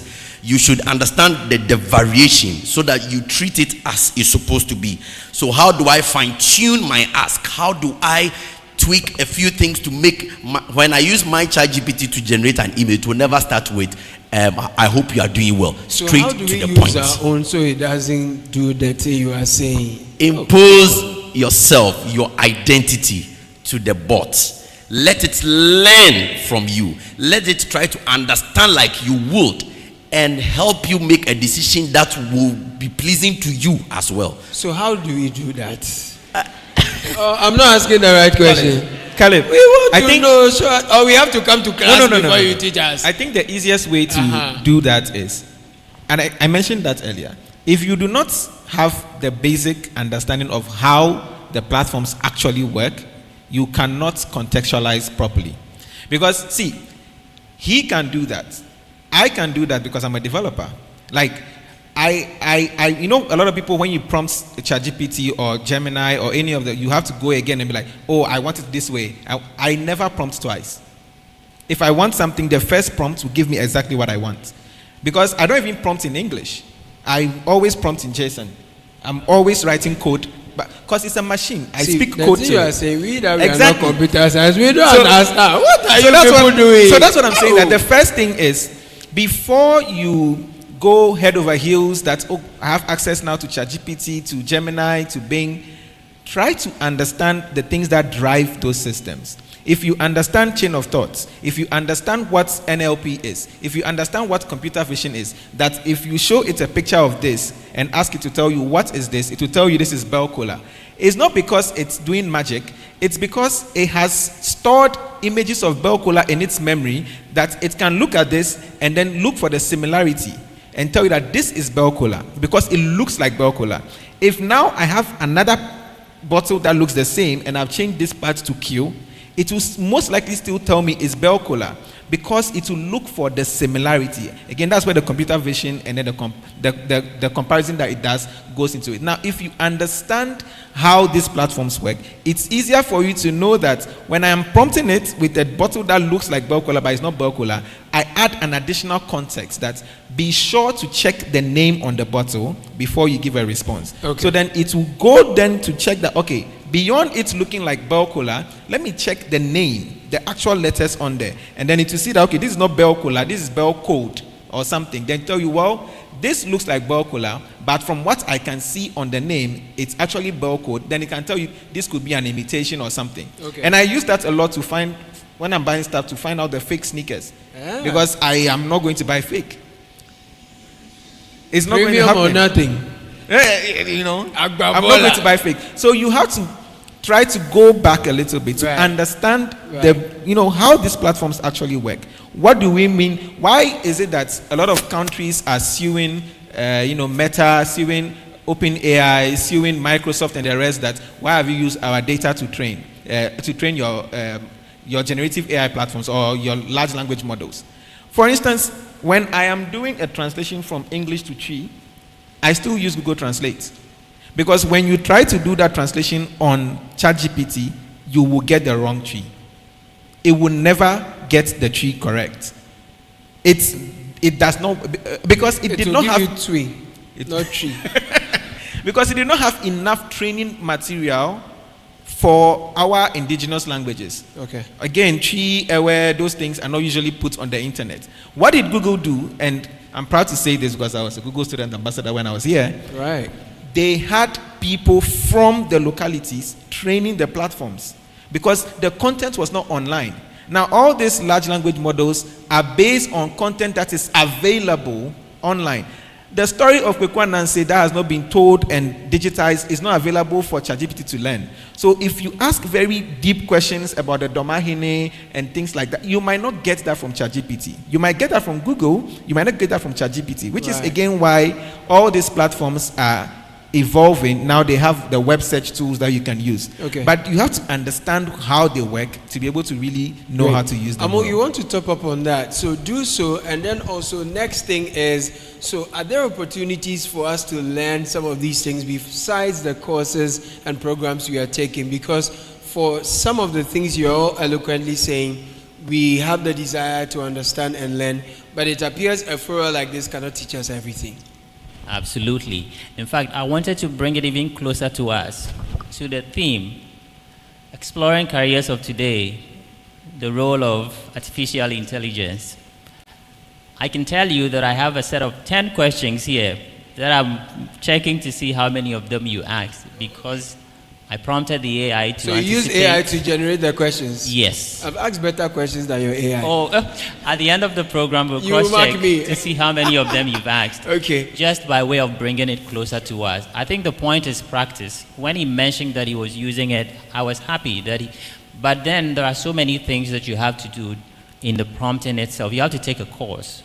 There's no two ways about There's that. a course in prompting. There are courses for AI. online. Okay. So many of them. Are they free? We Free. like the free ones. In fact, even if you enter any ChatGPT that you want, I mean, this is the one I've mentioned, it can teach you prompting itself there. Okay, so you can take the courses. The other thing, sorry, you interrupted me. I lost my flow. I'm sorry, but you mentioned where we can go and learn the prompting. You know, mention the thing so we can go straight. Yes, you can take courses on Coursera. There are some of them free and some of them paid. Google has courses there. OpenAI itself, yes, has courses. Andrew Ng, right? He has courses there that you can take. And in fact, Code Academy, Free Code Camp, all of these people have courses that you can take for free. So take the courses. And by all means, there is a case that I found very interesting in academia, right? So a student went to sue the faculty because one of the lecturers used AI in generating notes. He wanted a refund for the fees paid. Why? You could have done it in a house. Well, I mean, there's no doubt that faculty is using AI in generating notes and all that. He left footprints in there that everybody could tell that this was AI generated. And you know where it leads. So they are telling us not to use the tool, but they are using it. So there comes the ethics aspect, which the registrar's remarks are covered. Okay, so the point is we need to learn about it. I use it at work. There are things that in the next near future you can't boast about doing them. If it's repetitive, if it's boring and tiring, it's subject to automation. For example, now you can attend a meeting, have an AI to transcript, take notes, generate slides, PowerPoints. These are things that can be done by AI. You don't have to boast about being able to do them manually anymore. Okay, so you can learn this by going to take courses, by all means. Excellent. Vice President, would you advise in your next general meeting, would you propose that there is a comprehensive uptake of AI across courses? Because from what we are learning today, you don't need to be a computer science student to know some AI. So are you all going to push, besides your regular argument over SRC dues and all those things, are you going to make a proposal, for example, that the university incorporates the teaching of AI across subjects so that when graduates are out of school, they don't just know what they know in psychology and sociology, but they know how to prompt, for example, and do that good? I think that's a very good suggestion we can take upon. I am glad the Director of Academic Affairs is here, so that when ideas like these come up, she can also push it. Because the university has general courses that the students do when we come, UGRC courses, academic writing, critical thinking, right. Level 100, level 200. So if it becomes one of the courses that students will be given the opportunity to do generally, so that it doesn't look like it is for certain specific students. Okay. Students, is this something you want your student leaders to do? So he says he thinks they can. Should he make a promise to you that they will make it one of their campaign promises? We will submit it as a proposal to management, and she has given me a thumbs up, so we will bring it. This is on, eh? Please put your hands together for academic affairs and your student leaders. Yeah, and it happened here. This is where it started. Great, good. So you are finished. I want to come to you. Yes, I'll come to you to add a few things. So please give him the microphone. But because I don't have ladies on my panel today, I want as many ladies as possible to raise their hands and ask the questions. But if you have a question, you're a guy, I'm happy to take yours. So please shoot your hands up. I'll come to you shortly. But sir, your comment. Yes.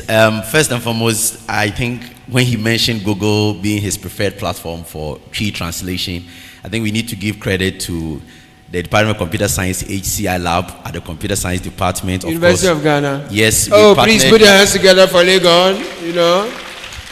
Google sponsored us. Has Tech done that? Has Tech done a similar thing? No institution in Ghana just yet. I knew it. I can tell you. I knew it. Yeah, we went round across the country, the long and breadth of the country, to collect data from indigenes. We trained this data, and today Google, they were the sponsors, so they have their fair share of benefits, which we are all using today. Now, I want to provide some practical steps that will be useful to us. And all of this cut across the submissions my counterparts have made.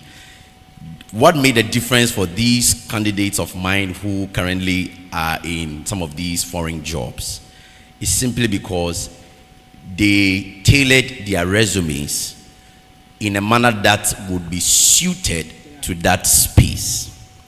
There is a British form of resume. There is a Canadian form of resume. In fact, when you come into the tech space, there is a Google standard approach of presenting your CV.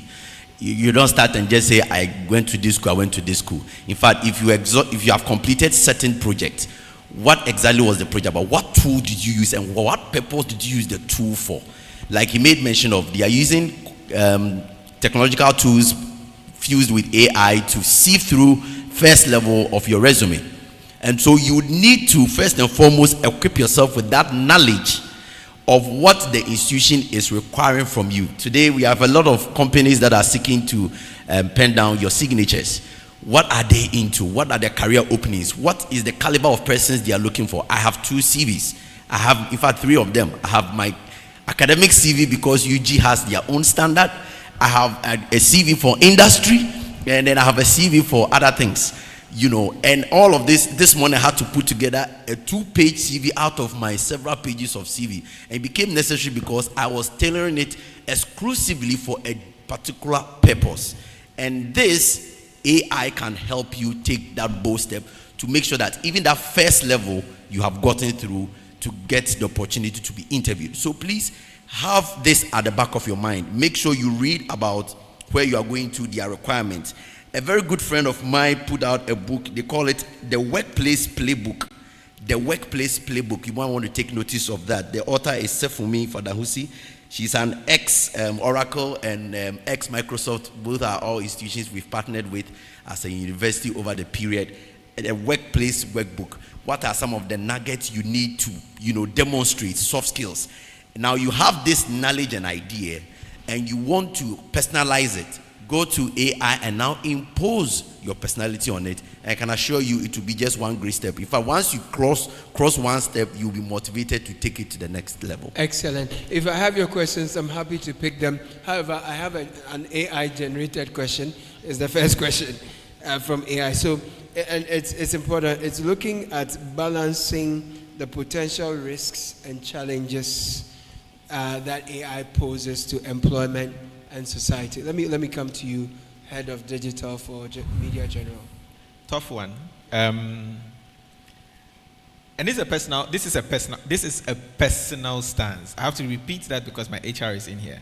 But this is a very HR, please, is personal. This is a personal stance, right? Yes, so I think I've been one of the champions for us, integrating digital tools, including AI, across the whole of Media General. And of course, there's the traditional, let me use my journalist, because in my previous life, I was a journalist. So there are the traditional journalists who, from them, the first thing you say about this script is, optimized by AI, or this script they don't like it. They immediately you mention, stigmatized. It's like, no, AI, did AI go to GIJ? Does AI know the GJA rules? Which it does. And all of those things, right? So there's a sort of dichotomy between my writers or my online writers who use AI, and then the older staff who don't use AI. Let me put it that way.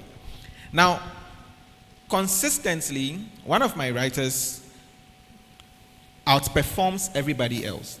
Because you see, after she's done with her work, the AI optimizes it for what we call SEO, so that when people are searching, her work shows up first. So we used to beat, and we still beat Cedi.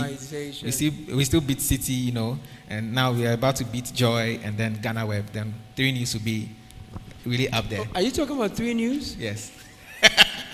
I was expecting that look from you. But you see, over time, I started to realize that this person who was consistently presenting all the best scripts because, she's optimizing it with AI, when I ask her for things that AI would not be able to help because it's something that you have to come up with, it was difficult. It lacks. Right? So that's one of the risks for me that I've seen. Right. Even as I'm pushing my employees to really understand and be AI literate, I do not want them to lose their natural literacy. You still have to be smart. You still have to be a person who is eager to learn for yourself. Because you see, when you have over-reliance on the AI tools, you become a bit dumb. You do not think again. You lose out one of the UGRCs that we all did. Critical thinking. And that was one of my favorite UGRCs, and academic writing. And because I used to help people in that, people used to fail it a lot. Do people still fail critical thinking and academic writing? Please, people are dealing with PTSDs.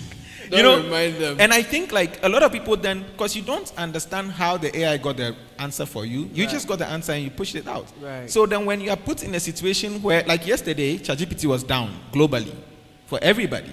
And a lot of people were like going on and on that some particular points were not working and things like that. Then you will be found wanting. So you still need to yourself be like really developed. You need to be innovative on your own. Great. That's one of the balances that I think we need to really strike out. Point well noted. I come to you, the Vice President. I come to you. So you don't have questions? Please rise. Maybe I can't see your hand. You have many. So if you have questions, just come forward. Anyone who has questions, I'll take up to about 10 and then we'll wrap up. Please make your questions very short. Use AI for your questions. Okay. Use AI.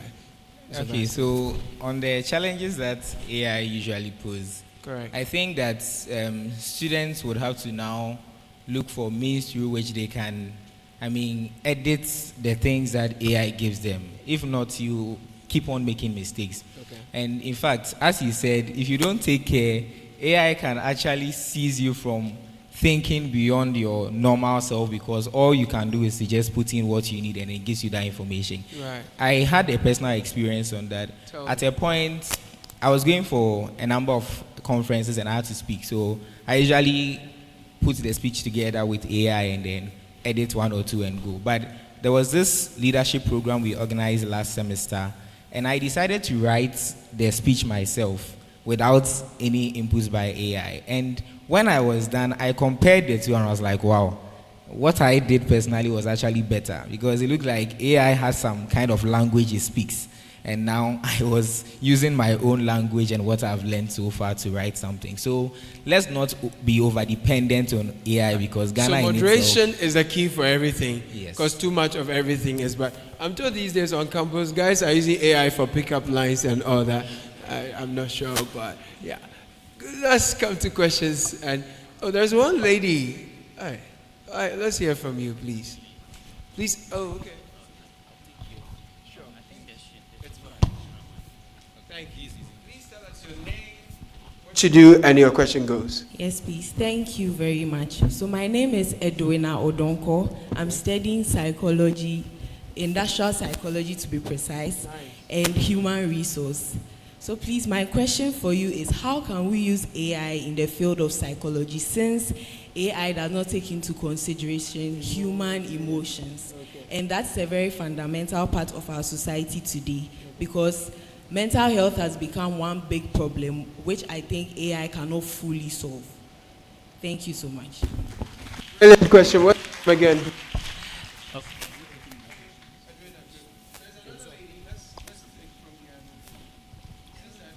Lady of prioritize the ladies here. So from Adrena to who? Karen. Karen, talk to me. Okay, so my question is, you made mention of the fact that AI learns from us. So does that include learning and keeping personal information, like personal information inputted by students, big companies? And what are some, and are there some privacy policies on that? Thank you. Great. Questions on privacy and human.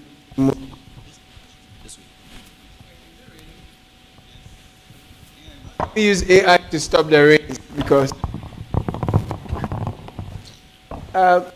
You have questions? Or you're going to be there, right? Hi. Yeah, hello. Yeah, good morning to everyone. Talk to me. Yeah, my name is Ralph. I'm a research assistant as well as an AI trainer.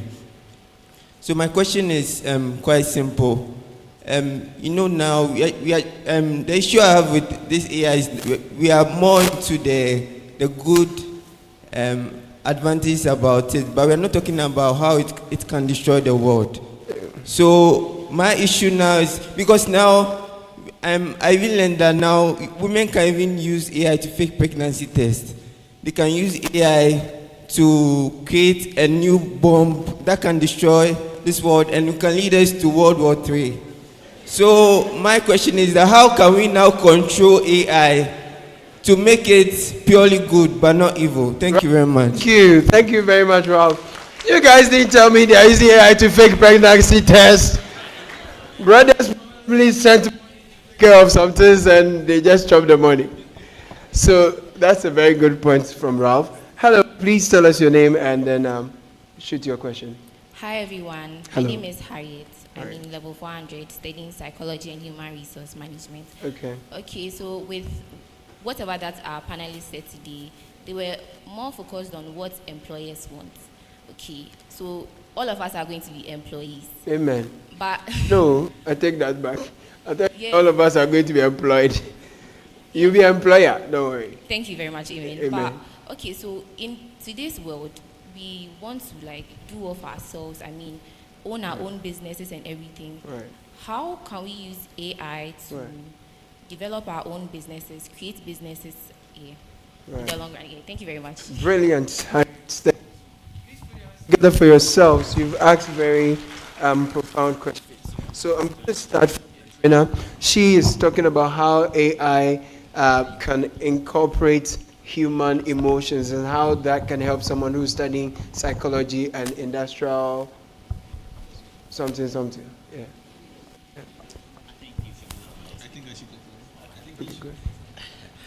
What one response can do if it captures that. Okay, fine. Yeah. so I will speak from the background of being a researcher in AI. Great. It's a very, very good question. Just yesterday in my computational models for social media mining, I was walking my students through how to determine sentiments from tweets, asking whether there is a positive, negative, or neutral sentiment So from whether tweets. Ghanaians, for example, support the nurses' strike or they support the government. Something like Perfect, that. Okay. exactly. And it's one of my subjects. And it's quite interesting. She's asking me a question psychologically related. Now, what AI can help you in such a space, if you're a researcher, is the fact that AI has learned a lot of things from published research in psychology. So if you need historical information, you can be guaranteed that AI can give you all the information that exists so far in that domain across the length and breadth of the country, I mean the world in its entirety. Now, for future decisions, we can never be conclusive. That's why you must be a domain expert. In fact, in all of this, we do not countenance we don't take for granted a domain expert involved in this. I have done research in climate change. I had to partner Professor Gordon, and a variety of research activities, but we have to involve the domain expert. So you should be aware. In fact, on ChatGPT, just right at the base, and all of them will tell you, don't take this information as the final. You might want to research into it in various forms. They've paraphrased that. And so, as a student and researcher, AI can take you a step further. But it's not the all in all. Not all in all. Brilliant. And it will save you the time and hours you might have spent to go to the library and pick a lot of books. Yeah. So that is just a bit on the psychology bit I can say. Anyone wants to add something or it's good? Okay. But thank you so much for that. In all, we should also acknowledge that AIs are probabilistic models. Sheer probability, what they are spitting out, it cannot guarantee that it is correct by itself. And so a lot of the times when you use AI, also try to prompt it for references. Okay. So you can, assuming that the references themselves were not also AI generated, but it's good because it's a way that you can double check. Yes. Great. And then Matiti Brafo, probabilistic domain. Thank you. So there was a question Karen asked, very important, about personal information and privacy. Yes. Afo. Now that I can speak to. Please do. It depends on your settings, right? So if you have created an account with ChatGPT and you are always asking its questions, it's going to learn that and tie that to your identity. Right. Now, if you've not created any account, every single thing you send to it is still going to learn from that. I Right? see. I think it was last 2 years or last 3 years or so, I was at a conference in Malaysia where right at the conference, the CFO of one of the companies got fired because his board, like the company's board, heard him say on stage, we are having a panel discussion like this, that, now it's easy for him to even look for which part of their group companies is not doing well. Hey. He just puts their financial records into the system and tells it. And immediately, you could Because see he's the- exposing you are the exposing the company data sensitive to data ChatGPT. to. Oh Lord. You could see the board chairman's face then, like, what's Bro. going on? How would you? The guy was being smart. Yeah. He was being smart. He was doing his work quicker. But he lacked discretion. Exactly. Okay. Which is why it goes back to you being a good person in terms of knowing the ethics, knowing, because it's a tool that you can use for both good and bad, but you Right. have to know the boundaries. Right. Every single thing you put on an AI platform, unless you have explicitly checked the box that says do not use my data to train the model, they use that data to train the model. So if you upload screenshots of your WhatsApp chats onto AI, it's going to use that to train the model that this is how people talk in Ghana. People do that. So that based on your chat with the girl, you want to see whether she's interested in you or not. And people do that to know the next response. So people know, there's one guy that anytime I'm talking to him on WhatsApp, I know that this response, this is not your English. This is Charlie. This is not your English. So what? He's using the AI to predict what your next question is going to be? No, he's using the AI to respond to me. He wants to impress you or what? Mostly. Charlie, so that I can feel, and I'm like, no, I know how you speak English. I know that you use a lot of shorthand. I don't. Yeah. But you use a lot of shorthand. Yeah. So I expect you to still use the shorthand. Because AI doesn't. The moment you are not using the shorthand, I'm like, this guy, he's Okay. put my messages So in ChatGPT. I want you to respond to the conversation. Test thing is shocked me more than the bomb one. That they're able to use AI to generate, Charlie. You can use AI to do good and bad. It's guaranteed. Pregnancy test. Including faking Allah, information. wallahi. There was a news, and this applies to the media people. A company that has faked a video with faces of popular journalists. True. Purely fake. It's not me. It's not me. Yes. It's okay. Being used to sell their medicine. That's true. Or this crypto thingy. Yes. Yeah. So They even hacked the president's account at some point, the president of the republic. So those are the risks. So these are two instances, and many other instances being used to hack websites, organizational accounts, and all that. Yeah. But coming back to your question, what you were responding to briefly on the security, what happens is that when organizations now want to use AI and embed it in their systems, they build it into their systems, it's shielded from the public. External. So internally, that is what is happening. That's a good one. On the That's security front. Harriet wants to be her own boss, you see. 1 second. Please, on the fake tests, right? I think from the beginning when we started getting video generation with AI, there was one very popular video of, we always use it as a reference, Will Smith eating spaghetti. Yeah. And, Will Smith eating spaghetti, you see the first videos, he was putting the spaghetti all up in his nose and everything like that. But now, with the latest one that Google has released, which is VO3, Will Smith actually eats the spaghetti properly, and you would think it's Will Smith. Now, over time, it's only going to get worse. Hey! Somebody is going to look at this recording and change what I'm saying into anything, and it's going to get worse, and we are living in that world. Now, if you do not understand and know that this is possible and how it is possible, you become, you are at the risk of falling victim to those things. Right. So you have to get to that point. And the personal thing that I do is, after almost 17 years of working in digital and technology, I am now actively scrubbing myself from the internet. I'm removing my name, my pictures, everything from the internet. My Facebook account is locked. My profile pictures are gone down, because every single thing that you are putting on the internet can be used to train an AI model somewhere. So if you also have that understanding, I don't want somebody to go and tell, because right now if you go to ChatGPT, you can tell it to generate a poem in the voice of Kofi Awuno. And I really love Kofi Awuno, and I'm so sad he passed away. But ChatGPT will do that. Sometimes just because I want to hear or someone will generate some video of you and send to your wife, and different problem will come.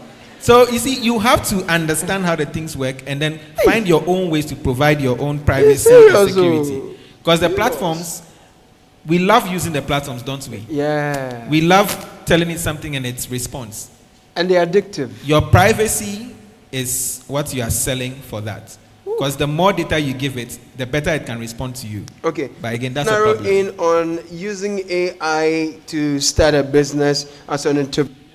How do you use AI, first of all, to really find out which market is those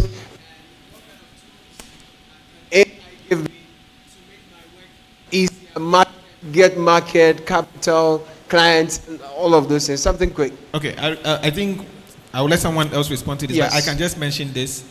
I work with Meltwater, Mest, sometimes. Yeah. And one of the quicker things that I've found that we can do now, anybody that brings a low-level startup idea, quickly able to Run it through an AI. Yeah, let the AI validate the loopholes even, the things to look out for to even better your business plan, right? So the AI tools can now help you with like the quick research, because you need to know how many people in Ghana have smartphones and all of those things to know if your new mobile health app is going to work well. You can have that initial sort of research, that initial plan. It helps with the marketing plan. It can create a basic marketing plan for you, the things you need to do and stuff like that. So for that, if you're an entrepreneur, it can really just help with, helping you with the business plan, and also just like on the marketing, and then a bit of refining of your strategy. Okay. But of course, businesses are unique and they succeed based on that uniqueness. So if your business plan is all AI generated and everything is all AI generated, you know where you are going to go to. Also, whether AI understand Ghana customer attitude and regulators and how people take bribes and all those things. Exciting. Anyway, sorry. So, thank you so much. AI excels very well in research. Right. In what he has mentioned, so the little research that I read, if we were to brainstorm right now, people come up with solutions for solving our environmental problem, trash, and we survey people right now, we can be very creative. The human responses are going to be very creative, wild in the things that we get. But if you throw the same question to an AI, it's going to be mostly practical. And so what you can do is that when you get so creative with your ideas and you come up with so many solutions, or one solution, you can throw it back to the AI to help you refine the ideas. Yeah. And this is a very good way to use AI when you're crafting your business ideas. That's a good one. Are there a few more questions? We'll wrap up on this one. If you have a question, please move this way. Those here, so far, no one has asked a question. Are you hungry? Are you angry? Is everything okay? You won't mind me. Okay, please join us for questions. Please tell us your name and then. Yeah, please. There's a microphone here. Oh, you don't want to walk all the way? Eh? Okay, I'm coming. My name is Isa. I'm at the engineering school, material science and engineering student, final year. My question goes to Mr. Amo. I'm currently working on projects related to material discovery using machine learning and artificial intelligence to promote material discovery. So I want to know, at Amali Tech, are there any training opportunities for a person like me? So you are looking for opportunity, yes, please. So I feel you. I can leverage my skill and learn more and discover more. There is plenty, don't worry, we'll link you up. Next question, please. Oh, HR, please. So mine is not a question, it's I'm just adding to the conversation. Please. And I thank God that it is raining. So this is a very classic saying that in all things give thanks to God. This is a classic example. So we are not going out, we are all stuck here having a good conversation on AI. Yeah.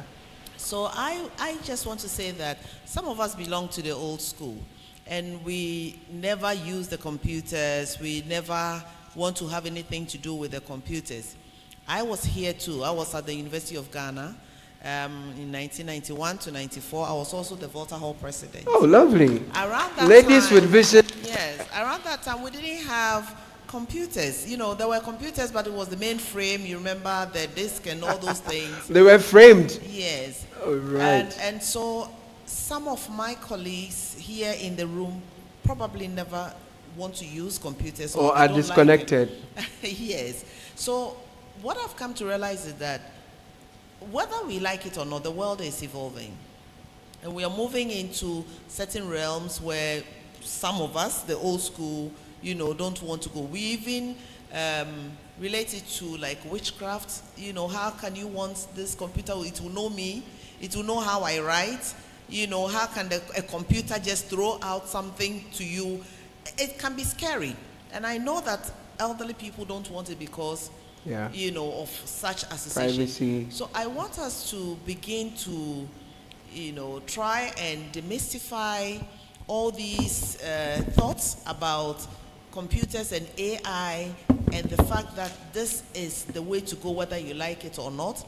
I remember when I struggle with my work at home because I take work home, my daughter will say that, oh, mommy, why are you allowing your small mind to frustrate you when you can use AI? And I said, what is it? You know, so she tried to set me up on AI, and I have come to love it. But I love it. But more importantly, you need to understand what you are doing. Precisely. Because I may not be a guru like the panelists, you know, who can do all sorts of, even the little that I do, it will throw up some responses to you. Yeah, but you right. must understand what you want so that you don't, you know, produce it the way it throws it up to you for the lecturer to catch you. You have to edit it, try and understand, be behind the information that you want and edit it to your own, you know, advantage. Excellent. So more importantly, the panelists, how can we, you know, begin to Okay, so there's a people? question after all. Yes. Okay. How can we educate people, right, especially the old folks, to embrace AI? Right. So this is AI for the 60s and the retirees. Good question. I saw a hand here, please. Is there any? Oh, Hafiza, how are you? Oh, it's Memuna. Nima too. Hello, please, good afternoon. And I would like to thank the What's your career. name? I'm Fauzia. Oh, I was close. I would like to thank the Career Counseling and Guidance Center, UNIS, for organizing such a program for all of us. I'm a second-year computer science student, and I would like to ask that for we African women, like women in undeserved communities, how can we be part of contributors to AI rather than just being consumers to AI? Thank So you. underserved communities, right? Great, Fauzia, thank you. So is there another question here? The man in blue suit, you have a question? Okay, please, quick, please. Yeah, thank you very much for this opportunity. I want to thank the Careers and Counseling Directorate for this event. Is there an AI line you are all rhyming? Let's go to the question. We are grateful, thank you. Please. The reason I you're am here. Atia Imbota. I'm a student entrepreneur and a volunteer. And I want to ask that with AI being a very generic and then a vague kind of network link, it gives response based on the its system, like you mentioned, that it has been programmed. There is something behind it, so it depends on what source it has. That's what it gives you the responses to. I am a business lady, right? And I want to use AI for my business ideas. I just searched when you're talking about how to do mashkenke with AI. Mashke? Yes, mashke. And then instead of giving me ideas like tilapia, mashke, what? like merging mashkenke with shito, and I'm like, what is this? Mashkenke and shito. Man, we have to sue AI. It will cause food poisoning.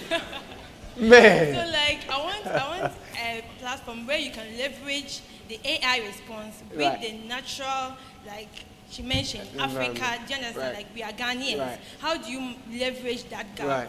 Yeah. I guess that's a good challenge for all of you students who are in the program, generating AI that is culturally relevant, that understands our context, so it doesn't ask us to do mashke with tilapia.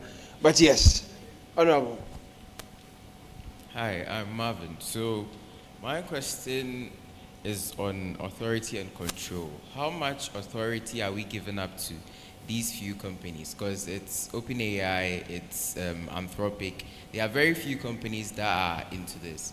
Here lies the case where we are in a country where we don't have firms that are building their own foundational models. So what are we doing as companies? What are you doing to ensure that you don't give too much up to these companies in terms of control over your workflow? And as a country, what are we doing to ensure that we don't eventually hand over control to these companies? I love it. Brilliant question. Thank you so much. Final one, maybe? Maybe final two. Final two. Please. Good afternoon. Please. Please, sorry for the delay. My question is a little bit, I don't know if it's an add up or... You just go. Just go. Okay, thank you all I realized during the beginning and the start, all of you did a program that you end up working in a different field. And you talked about a course that like we want to do, and later on we end up choosing another program that we don't want to do. Yeah, my name is Elizabeth, and I'm a final year student doing BSc Public Administration. Okay. Yeah, I wanted to be a lawyer. You can still be a lawyer, But- don't worry. No, I Receive wanted it, to you'll go be a lawyer. into... Amen. Mhm. I wanted to go to the law school, Yes. but I was suggested to come to the business school. Not suggested. I realized my course was changed by my family members. Oh. Yes. You can So sue them, you know. I end up coming to the business school. So from level 100, I was finding it very difficult because I was not having any background in business. So level 200, I really dropped. Sorry. Yeah. But I told myself that since I'm in it, I have to pick myself up and then do it. Sharp. So the courses that were very difficult, like research method, quantitative method, It was difficult. yes, it was, but I end up getting AA for each. Congratulations. Thank you. So then to the question. Yeah, so I want to ask a question. You talked about some platforms that we can learn from. Can you please name a couple of them so that like we can go and then learn from there, because we've been introduced by some couple of platforms from our lecturers, that's Coursera and EDX, which I know. Have you finished using those ones? Yeah, So I you did want new digital ones? marketing there. And I'll get also- some for you. Sure. I'll get some for you. All right, Thank thank you. Please put your hands together. Let me take. That's our family school. Okay. University of Ghana guy. Thank you very much for this opportunity. Yeah, I wanted to ask. You did mention of some skills you have to be very good in the job marketplace. You did mention that you have to have the critical thinking skills, which is not related to AI.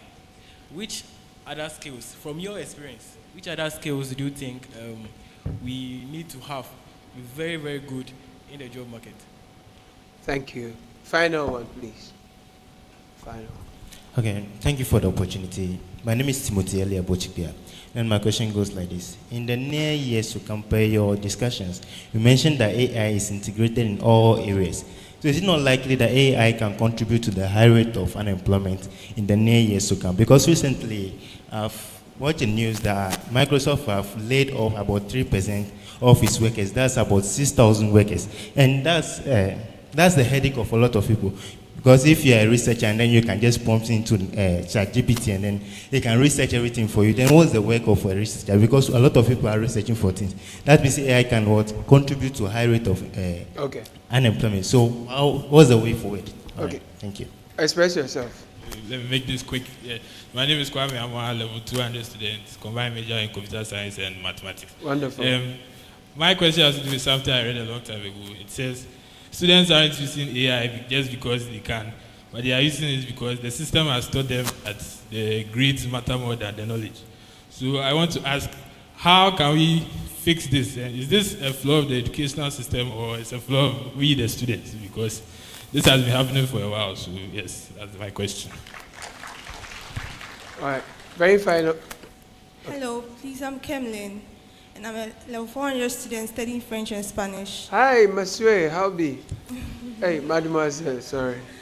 So my question is, in this day and age, You can speak French, you know? AI, Internet of Things, and robotics is taking over lots of careers, jobs. For instance, there are automobile vehicles now, which doesn't need drivers and etc. So how do I position myself or choose my career in a way that I'm assured that in future my job will not be like taken over by a robot or the work of AI? Thank Merci you. beaucoup, mademoiselle. Monsieur, pourquoi question? Okay, so What is your question? My name is Godfred, and I do computer science and statistics combined major. Nice. Yeah, so I've heard of artificial general intelligence, that's AGI and ASI, and I heard do continually learn without being trained. So I want to ask which of them is close to having self-consciousness in the future? Like, I'll use AI to answer you. You know the answer already. Thank you. Brilliant questions. Please put your hands together for yourselves. Very, very interesting. Fauzia asked about women in underserved communities and how they can take advantage of AI, how we can power them for that. And then also there was another question on culturally relevant AI so that the prompts don't tell you to mix tilapia and fantikenke and get all that. So I'm going to let you respond to the questions that came up that you remember strongly. If you leave anything, I'll use AI to prompt you. Then we'll wrap on that. Okay. So, FO. So let me do the Mashke one. Great. Yeah, because we have to understand that ChatGPT was trained on knowledge that OpenAI had. Now, if Mashke as a word, for instance, is not available in any of the training documents, the AI does not know anything about Mashke. It will most likely know Kenke, and it is telling you about Kenke and tilapia because that's what it knows, that most people eat Kenke with tilapia. Right? So you have to understand the context. So, for instance, if I'm doing that prompt, who did the prompt with the Mashke? Somebody said they wanted to do Mashke business. Good. If you are doing that prompt, you would most likely want to understand, okay, how do I talk to this platform built by the Western world? They don't know Mashke. They will most likely call it Kenke smoothie. So you go with that to help to contextualize your prompt. Now, if it doesn't even know what Kenke what is that? If the platform does not know what Kenke is, then it is now your job to include in your prompt what Kenke is. So you can tell it that Kenke is made from fermented corn, cooked, blah, blah, blah, blah, blah, blah. Now I want to, then you give it an additional context that people in Ghana love to drink Kenke when it is mashed into a smoothie with milk, and sometimes they add nuts and stuff. I want to build a business based on this, and I want to make mine very innovative. What are the suggestions you would give me? Okay. Then it can give you suggestions because you've contextualized. Brilliant. That's one of the words we keep using. Contextualize very well for that side. Yeah. Brilliant. Thank you so much. There's nothing more to add to that response. I'm going to respond to just two of the questions here. Now, I prepared some background information because I'm in academia on the job losses bit. Now, global data shows that AI adaptation is linked with 4 times boost in productivity growth and 56% wage premium for roles that can be harnessed by technology. You can look this up from PricewaterhouseCoopers. Now, in a recent World Economic Forum 2025 for future jobs, they project 78 million net new jobs in just about 5 years from now, 2030, with AI and big data specialists among the fastest growing roles. Please, the mere fact that you've been hearing this narrative, AI will kill jobs first, among other things, it is in a narrow scope. It's just around us here. But in the global village, that is not the narrative. And that is how come people are securing jobs remotely and still staying here in Ghana. So do not be deceived. Fantastic. Now, on the last submission on the grades, because I'm in academia, I made my submission. A student told me that, Sir Mark, if you had limited us to a textbook, we would have showed you that we were good students. I go with a different narrative, and like I said, it's a collective effort, so it makes my work a bit much more easier in the computer science department. I always tell my students that your grade will be a complement of the knowledge you have acquired. Get the foundation right, get it solidified, and you will not be in any form of anxiety when exams is approaching. In fact, if your mindset is about leaving the school to solve world problems, you would realize that it makes a whole lot difference in your studying approach. When you pick those math concepts, you are not afraid of them. You are thinking of how you are going to leverage those concepts to solve world problems. Can I ask, how many lecturers are thinking like you? Because the ones we know, they are very different. Am I speaking the truth? Where did you come from? Because, Charlie, So you see, like I said, that I can speak to my department. The stage is set, and I'm glad I've seen a lot of my students here. Everyone who mentioned computer with this and that, they've encountered me. They couldn't have missed me. My courses are all core, So we are collectively making this effort, and we hope that it will cut across our counterparts. Brilliant. Yes, and we will change that narrative because we want you to be problem solvers. So I would encourage you, if you can, inquire from your instructor. All of these models, this calculation you are putting across, that is not making sense to me. My teacher did similar in SHS. What am I going to use this for? Make me, and you pick a typical scenario in real world and then break this thing down. I'm pretty sure every one of my colleagues will be kind to explain and elaborate on that for you. So That's you put that question to them. Thank you. Please put your hands together for Sir Mark. I love that. Thank you so much. Interesting perspective. So on the same report that we referenced, the one by World Economic Forum, about 1,000 employers and over were surveyed, right? Most of them believe that AI transformation is happening and they are preparing for it. About half of them are already upskilling their employees to prepare for the coming AI change. But the agreement here is they don't see so much of AI taking over jobs. It's more of AI complementing the skills of today. So I don't want to say AI driven, I like to say AI augmented, because that is what is happening. And responding to your question over there, critical thinking is now going to be emphasized more, problem solving is going to be emphasized more, creativity is going to be emphasized more, because if AI can do it, there's no point spending time on it because employers will not pay for that, right? So you now have to hone your problem solving skills and then use AI as your servant in that area.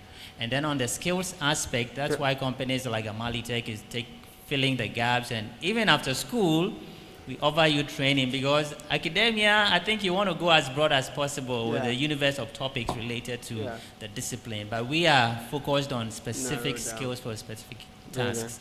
So take courses. In fact, play with pet projects, but get internships. National service that's a bit maybe national service opportunities, yes, and any other opportunity to practice your skill. Brilliant. Yes. Thank you. Yes. On the platform, I think we have to link up and share as many of them as possible with you so that Thank you very much. There was a question about women in underserved areas and what opportunities are available for them. And the final one I remember is control and authority. What companies can do. I think someone answered that earlier, that companies are now building the AI prompts embedded in their system so they don't give too much away. So on women, unfortunately we don't have a woman here, but please. I will speak for my wife. Wonderful wife, by the way. Sorry. Don't worry, she's watching, so. No, she's not. Because I know where she is. Hey. What can I say?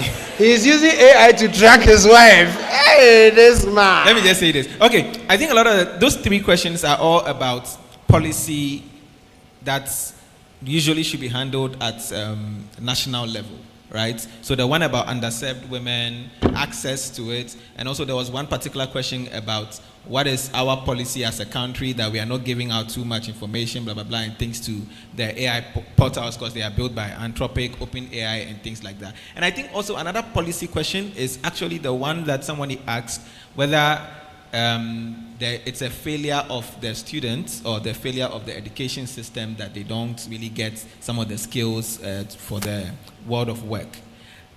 One of the major things is we need to shift policy to be able to help with all these things.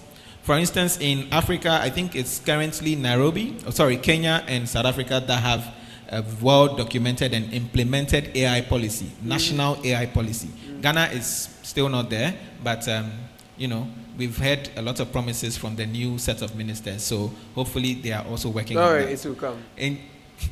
In terms of access to women in underserved areas, AI platforms are usually powered by technology. Technology is currently powered also by access to internet. So there is a fundamental thing that needs to be solved, which is the access to internet, access to the technology devices to be able to access those platforms, right? So if you are, I don't want to mention any place that people will say, hey, we have stuff. So let me mention my hometown. If you are in Agbozume, click on. Oh, Agbozume. This boy is my brother, man. There. If you are in Agbozume, click on. And Agbozume has internet. I know this because I used to go to the internet cafe there. But if you are in Agbozume, click on in some really estranged parts and you don't even have electricity, how are you even going to have access to internet?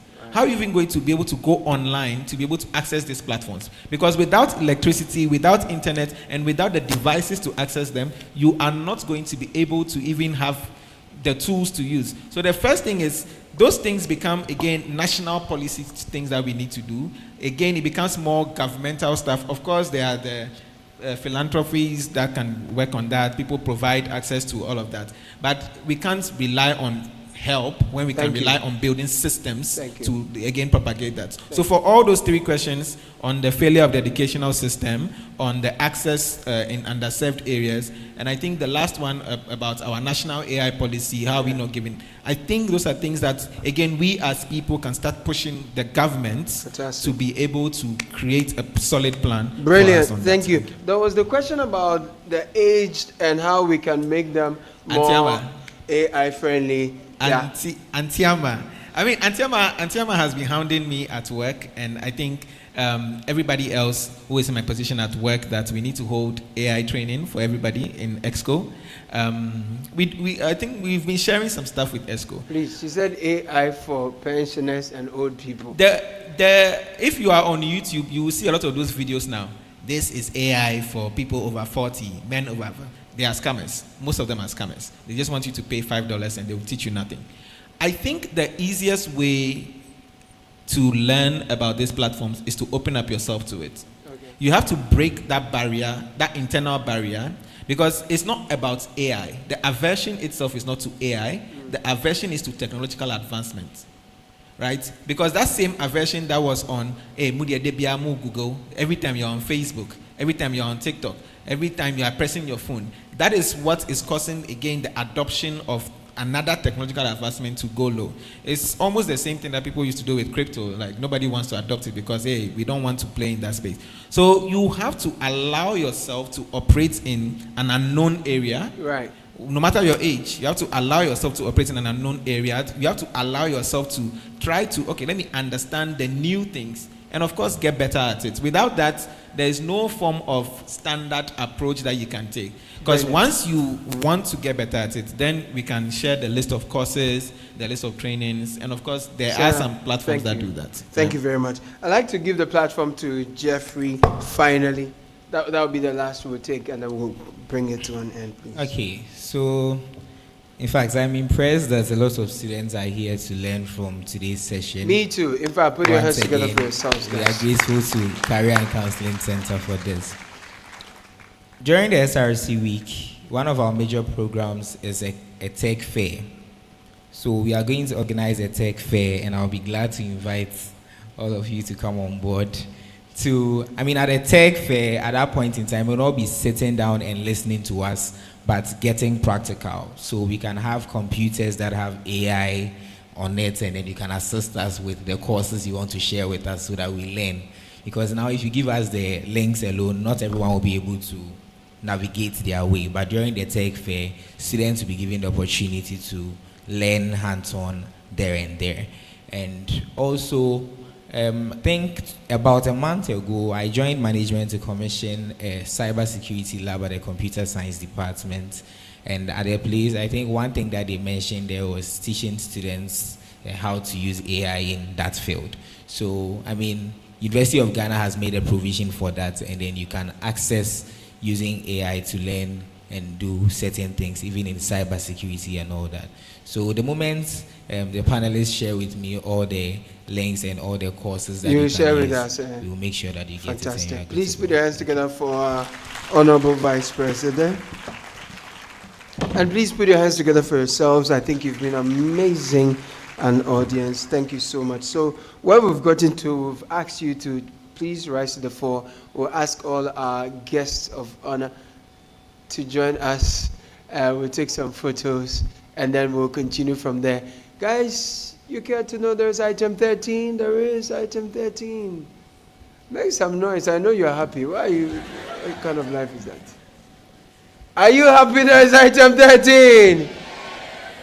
As for these people, they are not hungry. They don't care. Please don't push item 13. These people, they don't like it. All right, please let us invite the staff of CCC, our guest of honor, everyone who has come, all dignitaries here. Please join us. We'd like to take some photos. Please put your hands together for these very busy people who have made time to join us today.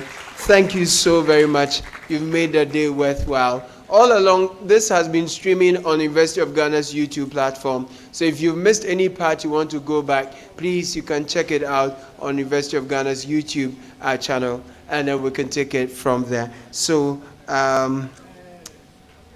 thank you. Yes, I believe so. Please. Yes, all UGCCC staff, please join us up here. I think you should be here. And our sponsors, sure? Sponsors, please join us as well. Please join us, Madam HR, please. Thank you. Media General, Stanbic, Total Energies, Huawei, Bell Beverages, ALX, Procus Ghana Limited. Oh, thank you so much. Hey, Auntie Gladys. It's good to see you. Nice. Oh, Doc. It's actually say auntie. It's my auntie now. What is that? What is that? Can I move this? Should we move this? I should come down. Okay. Please, they say shortest in front, so the rest of us, let's go forward. All right. Thank you, Stanbic Bank. Thank you, Bell. Yeah, Bell Beverages, Media General, Total Energies, Huawei, ALX, Procus Ghana. We're very grateful. Yes.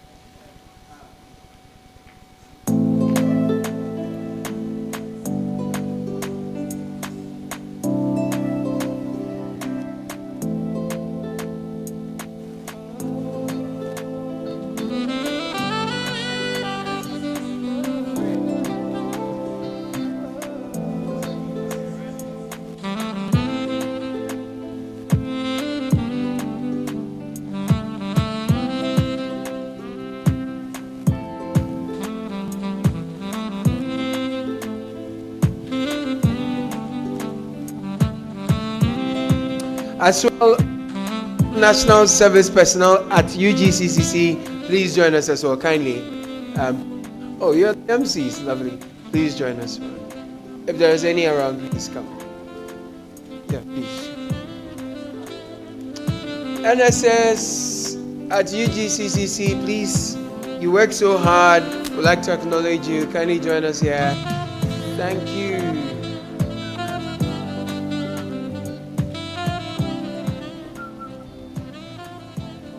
Okay, there they come.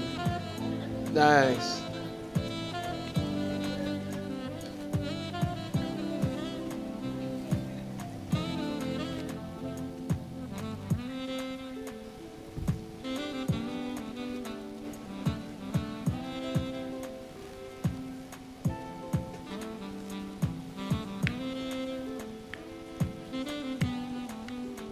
Brilliant. Thank you. Oh, you didn't say we should say cheese. You have finished.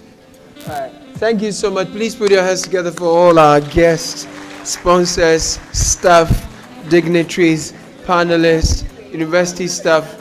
We are so grateful. Thank you. And yes.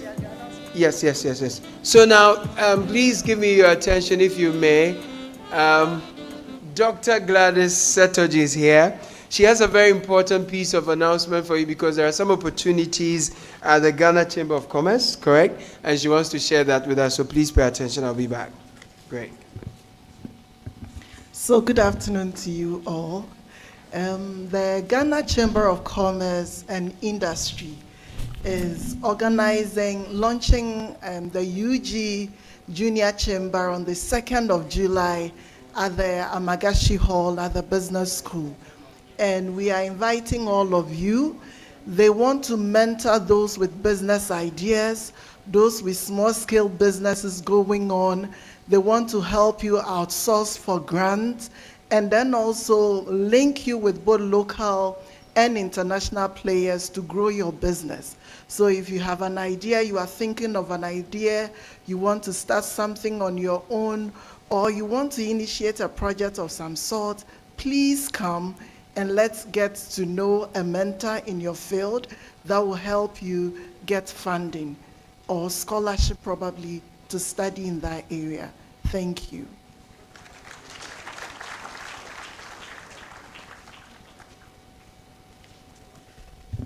Thank you very much. Please put your hands together for Dr. Gladys Setoji. You know, I've always called her Auntie Gladys. I'll tell you a funny story. So she tells me her kids saw me on TV and she told them, oh, that's my boy, because I was a student. And her children say, never. There's no way she knows me. The kids think that I'm too big, their mother cannot know me. What they don't know is that their mother actually, also fed me when I was in school. No matter how big we grow, we are still our mother's children. That's why we always come to UGCCC anytime you call us. Thank you for the great work you are doing. Guys, you may not appreciate the impact of this, but it's extremely important. Last month, I traveled to Kenya and Rwanda simply because there are universities that are trying to put together career services and programs like these. And my job was simply to go and interview them and put together documentaries and things like that. So every university that is worth its salt is trying to catch up with what we are already doing. So you all have to take this very seriously and make the most out of it. Is that okay? Right. Please put your hands together for yourselves. Thank you for staying up to this point. And please, I want to remind you that there is item 13. There is item 13. It's very important. So please don't leave. My name is Caleb Kuda. I'm a broadcast journalist with 97.3 Cedi FM and Channel 1 Television. Great. So, and God bless you. Thank you very much. So we are going to be taking videos from Huawei Ghana.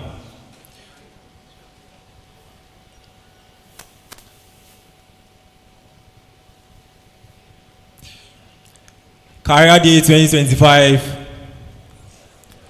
Career Day 2025. Exploring careers of today, the place of artificial intelligence. Career Day 2025. Exploring careers of today, the place of artificial intelligence. Our lives became more connected. Step by step, we blazed a trail forward.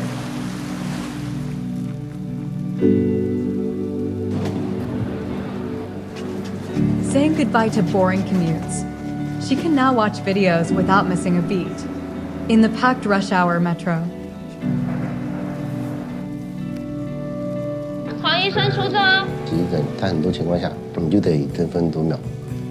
Assisted by tech, Dr. Huang has saved lives time and again, bringing hope to families, connecting over 1,300 remote areas. Engineer Shin helps local residents connect with their loved ones afar.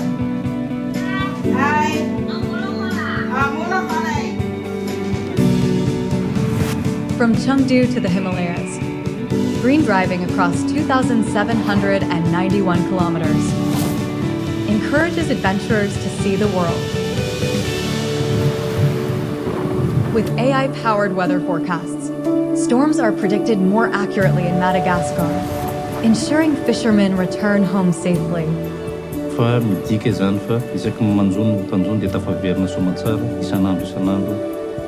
Moving forward, together with technology.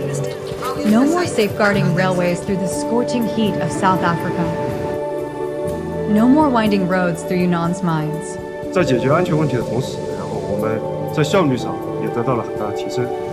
They protect others and are protected by technology. Moving forward, returning to daily moments. Food is brought to tables more efficiently. 某个仓某个点量温上升够快了，它会做出一个预警。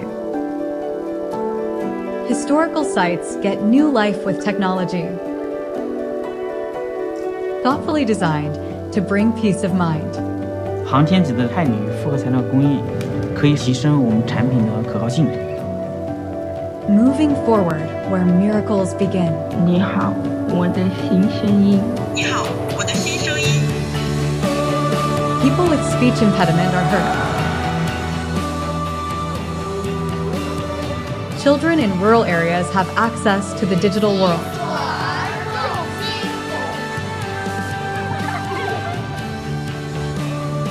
Desert regions eye a green future.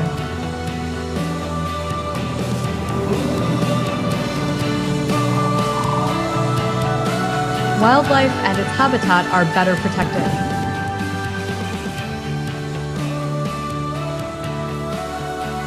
It never is a smooth ride, but let's cherish every moment we've shared. And with each step, we'll grow stronger.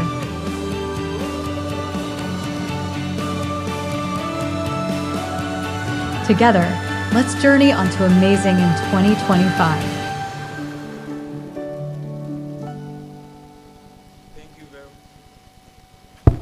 Thank you very much, media team. So you call a rep from Huawei Ghana to give us a talk. Please let's welcome him as he comes.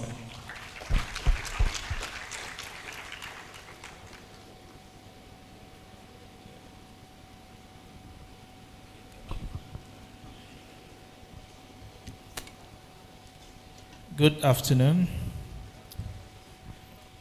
Let me start on the existing protocols and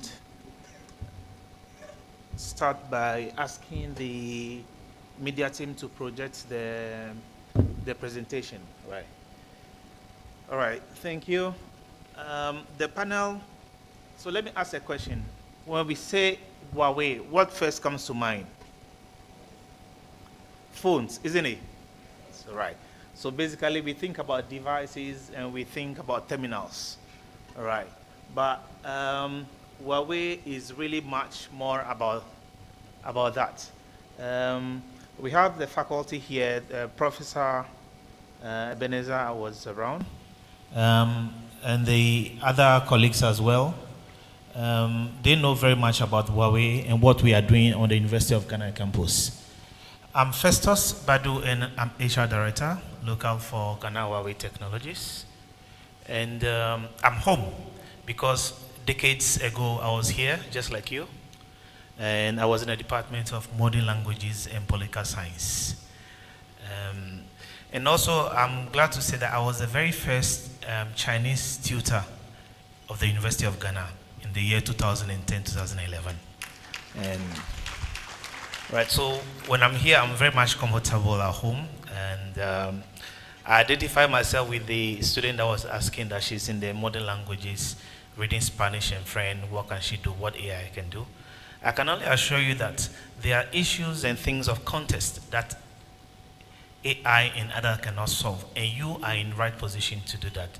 So don't be jittery and overexcited about what you hear all about the AI. All right, so let's look at what we have here today. Huawei. Again, please, the PPT. The Huawei journey. Our vision and mission. Our aim is to actually bring digital to every person, home, and organization for a fully connected, intelligent world. I had wished that we had this presentation before the panel discussion so that there were things that they would see perhaps Huawei is being contributing to. There was a question that has to do with telephony connectivity in the rural environments, as well as electrification to the rural environments. Huawei, together with MTN, has developed one of the mast that we call rural telephony technology that is installed in the rural communities to make access to internet connectivity very, very, very easy for everyone. So we are in over 170 countries in regions across the world. We have an employee base of 207 plus employees. Our research and development staff constitute about 55.4%. And globally, we are ranked number 4 in R&D. And on the Boston Consulting Group Most Innovative Companies, we are number 8 globally. In the few years that just passed, we registered more patents than any other company in the world. All right, next slide, please.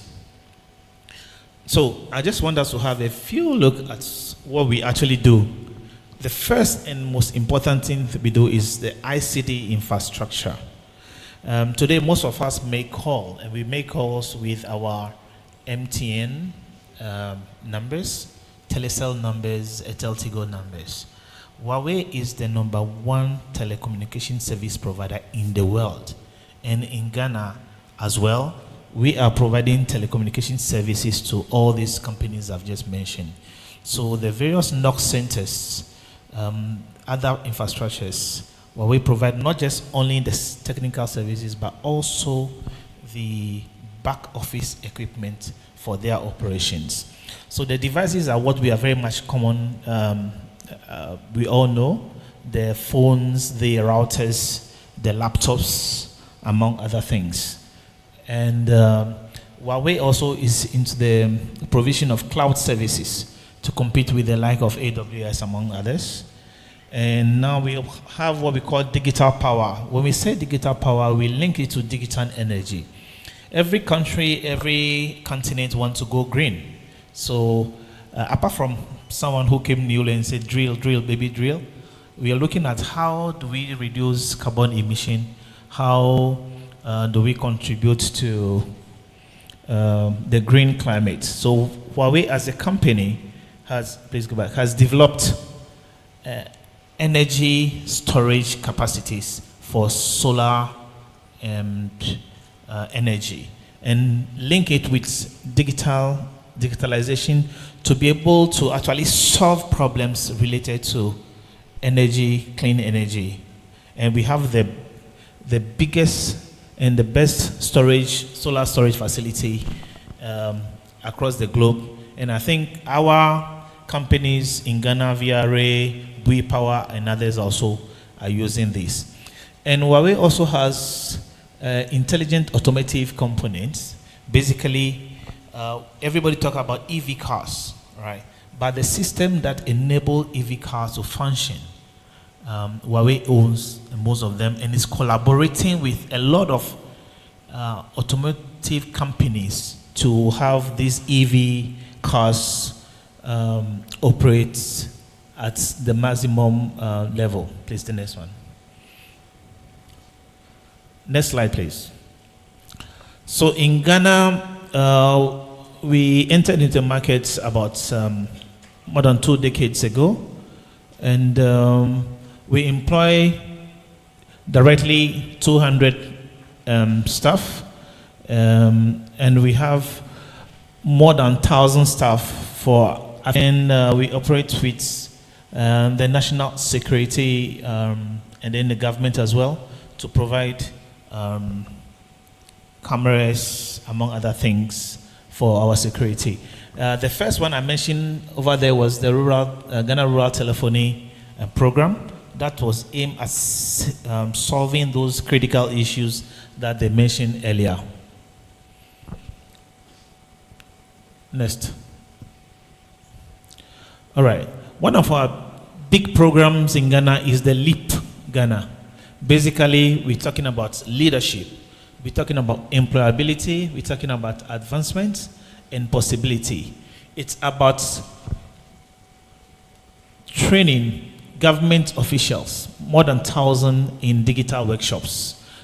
Just as Madam HR from General Media said, there are programs that are aimed at training people who are not, of course, basically from this generation, that are already in the system to acquire these skills to be apt for the work that they do.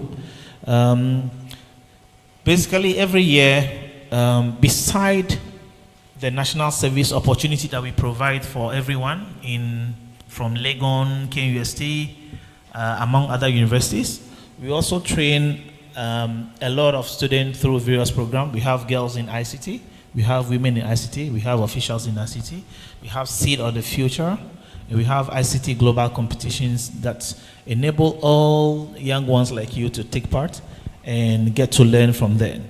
So these are some of the programs that we at Huawei we have to ensure that we impact everyone in the society with this knowledge.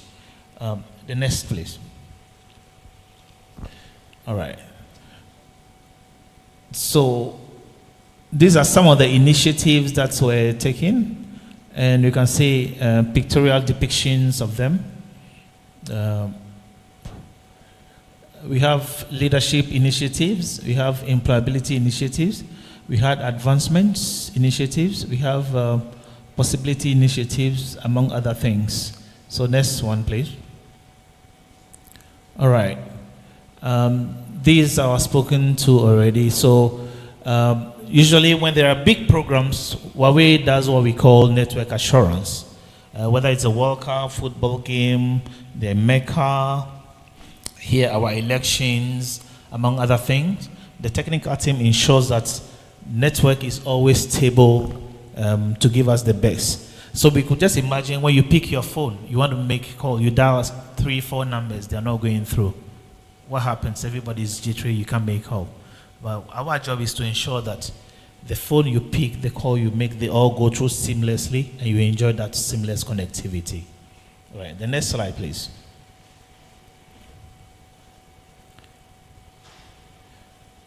Next slide.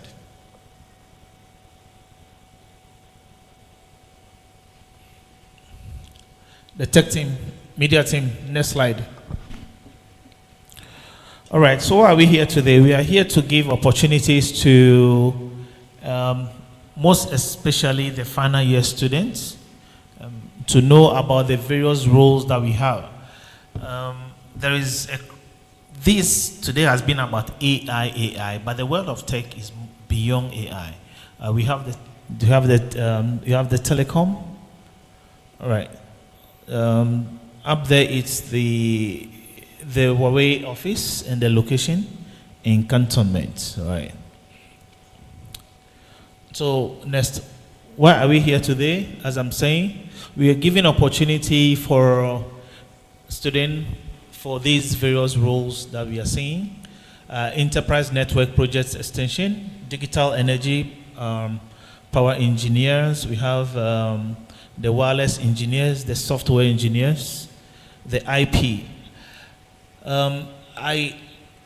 There's a young man who just joined us in Huawei. Actually, he did English major here, but he did not join Huawei as an editor or a proofreader of script, or he joined as an engineer in charge of datacom and IP. So irrespective of what you're doing here, you can always upskill, get to learn the skills that are relevant, that are employable, to be able to have access to the most important parts of the job market. We have PFC, that is project finance. So those in the business schools are not exempted, among other things. So there are various courses that are key to us in Huawei: computer science, computer engineering, finance, economics, telecommunication engineering, IT, electrical, electronics that are not really here, among others.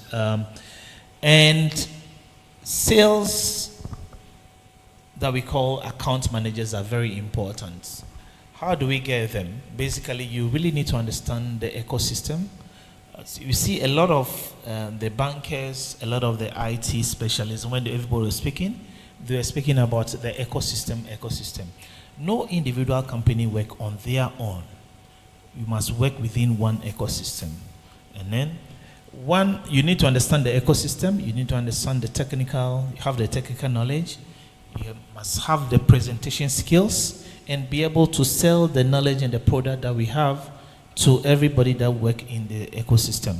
And that is how we have the sales and solution people as well.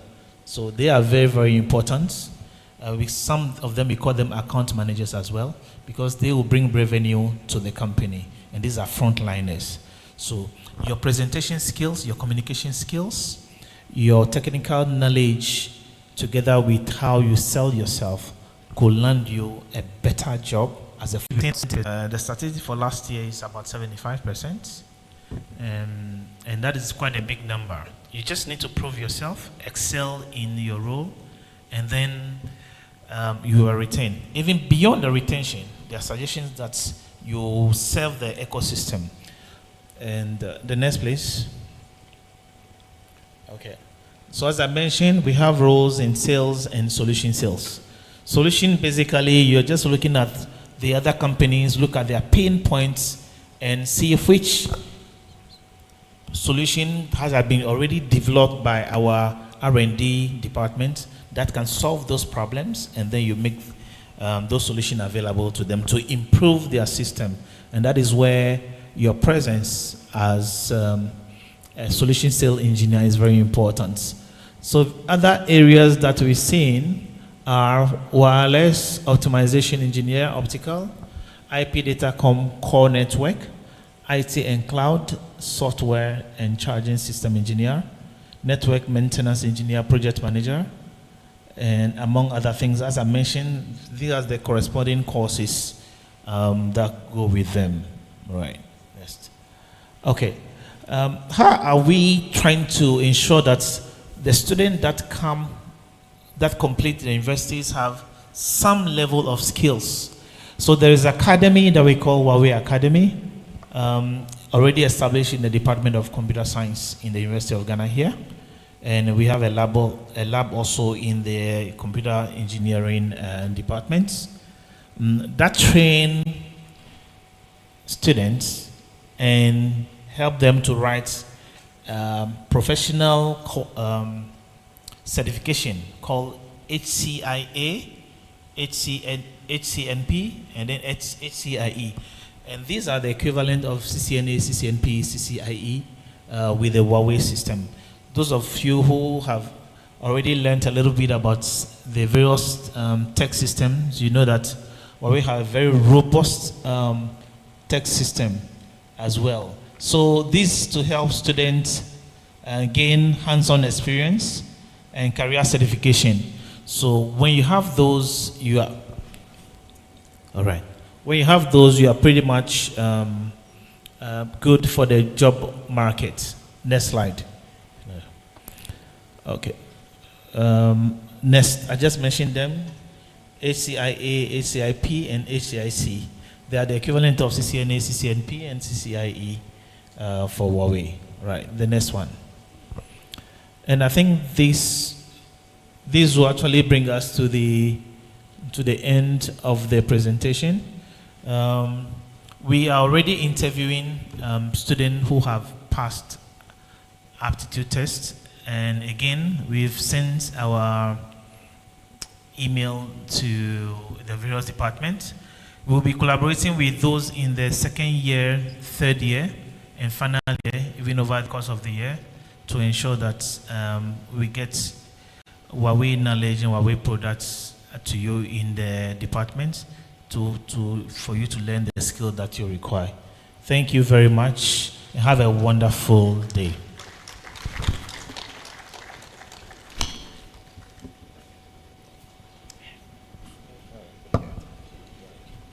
Thank you very much, Huawei Ghana.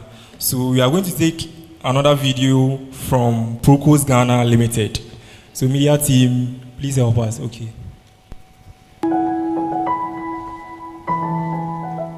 At Procus Ghana, we began a journey in early 2020 with one vision: to touch lives, to nourish families, to bring something better into every home across Ghana. From day one, we've believed in one thing: quality without compromise. Our products are crafted with care, with heart, and with you in mind. Every detail, from the rich taste to the convenient packaging, is made to improve your everyday life. But we are more than a brand. We are a team, a family made up of bold leaders, responsible owners, respectful collaborators. Together, we strive not just to deliver, but to inspire. With FDA-approved facilities and dedicated local presence, we are proud to offer food that does more than feed. It uplifts, it comforts, it connects. From the heat in your shito to the warmth of your gari soakings to the spice in your family soup, we are with you. Our brands Kivo Hot Pepper 4-in-1 Gari Mix, non-dairy creamers, natural spices, baked beans and more are more than just products. They are trusted companions in homes across the nation. We continue to grow, to evolve, to touch lives with every bite, every pack, every moment. This is not just about food. It's about joy, it's about dignity, it's about possibility. Procus, enhancing lives through novel food solutions. One meal, one smile, one home at a time.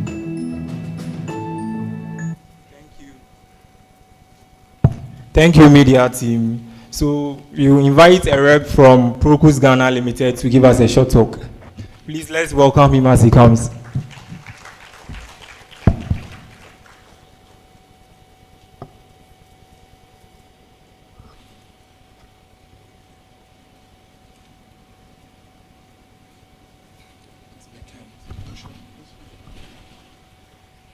Hello, or should I say fellow Ghanaians? Great.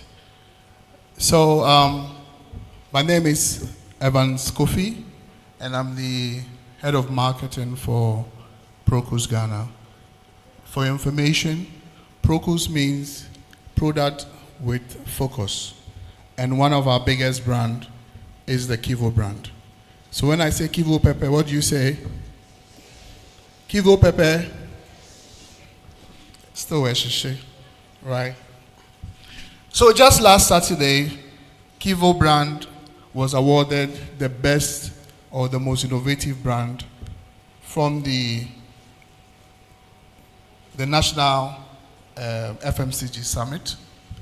Then the marketing team was also awarded the best marketing team of the year, the same ceremony. So this goes to say that this is a very innovative company. We are just 5 years.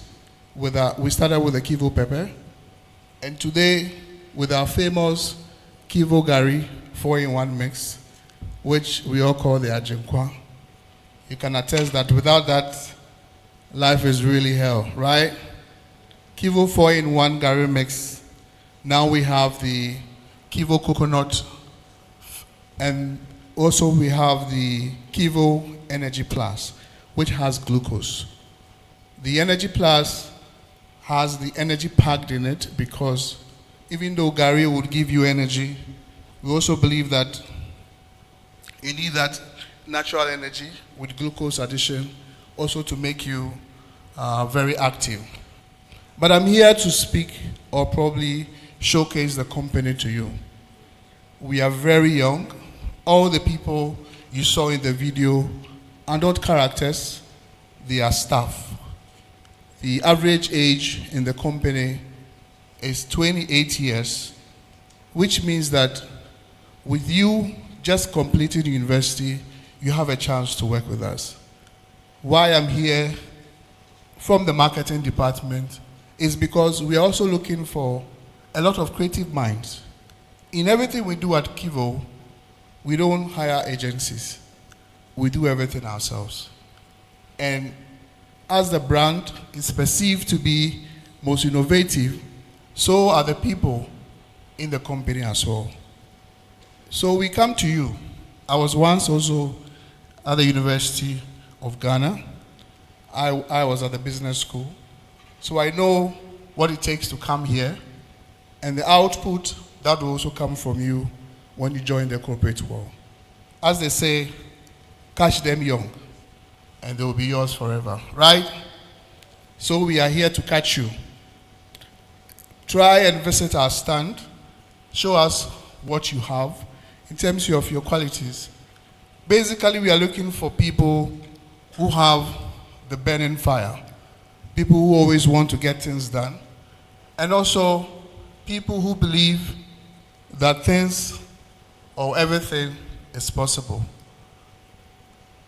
At Procus, the factory always welcome interns, and when HR is able to explain to you, probably when you come to the table, we'll tell you that most of the interns that we take are always retained. We don't have 40% or 20%. It's always 100%. Because we are growing. 5 years counting, we believe that we need more hands, more, how do I put it, young individuals who can join us to build the march forward. We are located at Tema, which is where the factory is, industrial area.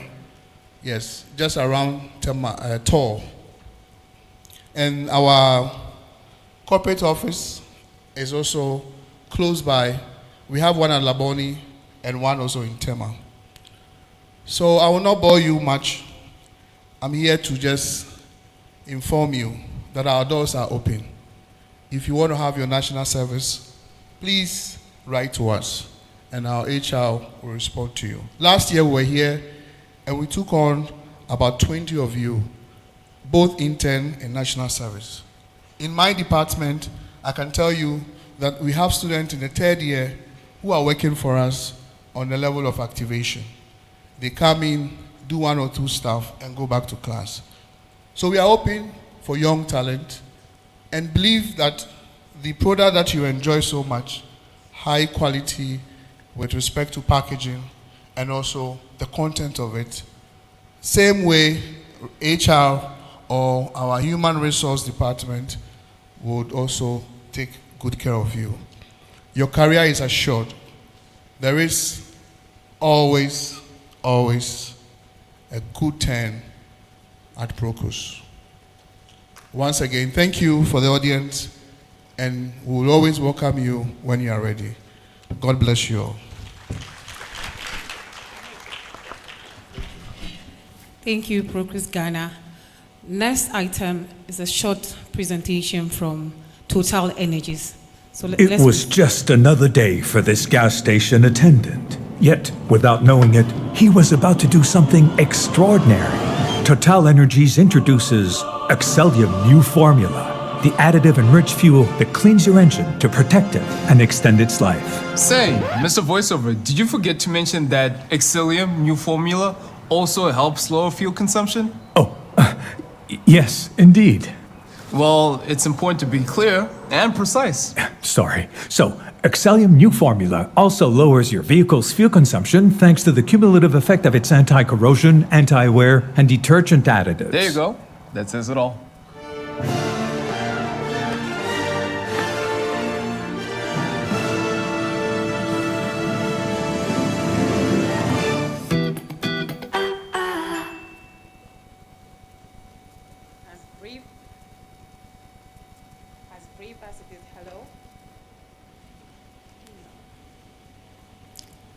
Hello. Okay. Thank you, Total Energies. So next on item is we have a speech from our Vice President, SLC. So please, let's give him a round of applause as he comes on stage, please.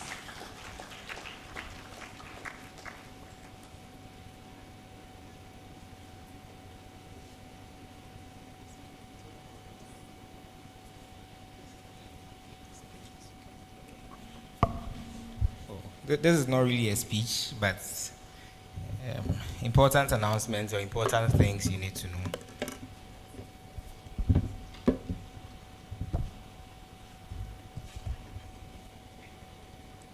Okay, so first of all, on behalf of the students body, I want to say a very big thank you to the Career and Counseling Center for the opportunity to meet all these very influential and important companies that are here to offer us the opportunities that we need. In fact, we are grateful. And trust me, if you are here as a student and you walk out of here or you walk out of the environs of this place without engaging any company, then you should have just stayed home. right? So take very good advantage of this opportunity. In fact, even if you don't find any of the companies within your field, just try and approach any one of them, because you may never know. You may never know the opportunity that they have for you. You may never know who you can build a personal relationship with to assist you in the near future. So, course registration deadline is, God willing, Friday, June 13th, although we have met academic affairs to negotiate for an extension, which is positive. I am told that if you are here and then you know you cannot pay by Friday, please apply for a flexible payment plan. So to apply for the flexible payment plan, you must write to the Academic Affairs Directorate to let them understand that by Friday you will not be able to pay your fees. So they should assist you and allow you to register so that after the deadline, you can be able to pay when you get the funds. So even if there's an extension on 13th, and by that time you have not applied for the flexible payments plan, you will not be able to get that access within the extension period. Please, do you understand me? So if you are here and you need such an assistance, please take note of it and make sure that you would apply for it, because in fact a lot of students are taking good advantage of it. You shouldn't wait till the deadline, then you now reach out to some of us and ask that we should do something about it. At that point, there may be nothing we can do to help you. So please help yourself by applying for the flexible payments plan. Before I leave, I'll leave my contacts behind so that anyone that needs such an opportunity, you can reach out. The scholarships of the university remain, and some of them under the SRC's welfare scheme includes the education assurance plan. So probably you are a student here and your parents passed away somewhere August last year, or from August last year to date. Your parent or your guardian or the one who takes care of you is no more. And because of that, it's a threat to your education and you don't have the funds to, continue your education. The education assurance plan by the SRC is here to assist you and pay your fees from your current level till you are done with school, together with your residential fee and stipends every single semester till you complete. So if you know someone like that whose parent has passed away, or even differently abled. Now, we don't say disabled people, we say differently abled people. So if your parent has been engaged in an accident or your guardian has been engaged in an accident, and because of that, they are not able to go to work every day to get the funds for you to pay your fees, then take advantage of this opportunity. Come to the SRC Union building. If you are in level 100 and you don't know SRC Union building, it is right around Mensa Sabah Hall, opposite the central cafeteria. Come, meet the welfare scheme people, have an engagement with them, and they will assist you to apply for this very well. And also, on 22nd of June, that is next week Sunday, the SRC is organizing, I would say, the biggest gospel event you ever encounter on University of Ghana campus, the SRC Invasion 2025. Have you all heard about it? Oh, have you heard about it? Have you seen it anywhere? In fact, I stand everywhere and I say this, that by the mercy of God and by the grace of God, where He has placed some of us, we cannot occupy this seat without glorifying His name. And it was one of the main things I told him, that if he ever gives me the chance to serve University of Ghana students, I'm going to organize the biggest gospel event in His name. And we are doing it at the University of Ghana Stadium next week, Sunday, June 22nd. And I believe that all of us must be there. The way we've come here in our numbers today, let us all put it on our notes and make sure that on 22nd of June, we are going to be there. There will be buses available at every hall to pick students at every point that they will stand so that we get to the venue on time. It is 4 p.m. on next week, Sunday. And in fact, we know very well that item 13 is a fundamental human right, and it is going to be available at the program. So please don't miss it. Don't miss it. Among all the many programs you attend, I was at Pent Hall Week last week, and I observed the masses. In terms of worldly things, we embrace it. Why don't we come and embrace the things of God as well? So next week, Sunday, that is 22nd. Let's all come in our numbers. Let's fill up the stadium. Tell a friend to tell a friend that the University of Ghana SRC is organizing the biggest gospel event. In fact, it is not just for University of Ghana students. Students are coming from UPSA, KNUST, UCC, all the universities you can imagine. We are inviting them and they are coming in their buses to come and join us. How much more you that you are sitting here?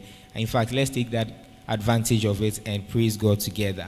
The Office of the Treasurer is also organizing an investment seminar currently at the RS Amegashi Auditorium. So after we are done here and you engage the companies, just pass by at the RS Amegashi Auditorium for the investment seminar. And I believe that you can have the best places to invest your money. Thank you very much. So my number 026 156 5369 026 156 5369 026 156 5369.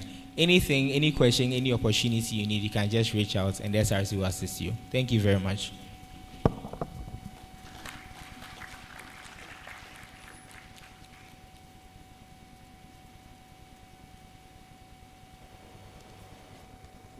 Thank you very much, Mr. Vice President. So a short announcement. So in collaboration with Johnson & Johnson, we shall hold a decoded show in this auditorium with a focus on schizophrenia. It is going to be on 18th of July. So please pay attention and come in your numbers as you have come now. And also, we will also have EduFair coming off at ISSER conference room for students. So please do well to come for that one too. We'll be engaging students abroad, looking out for adverts and all participants. So please come all.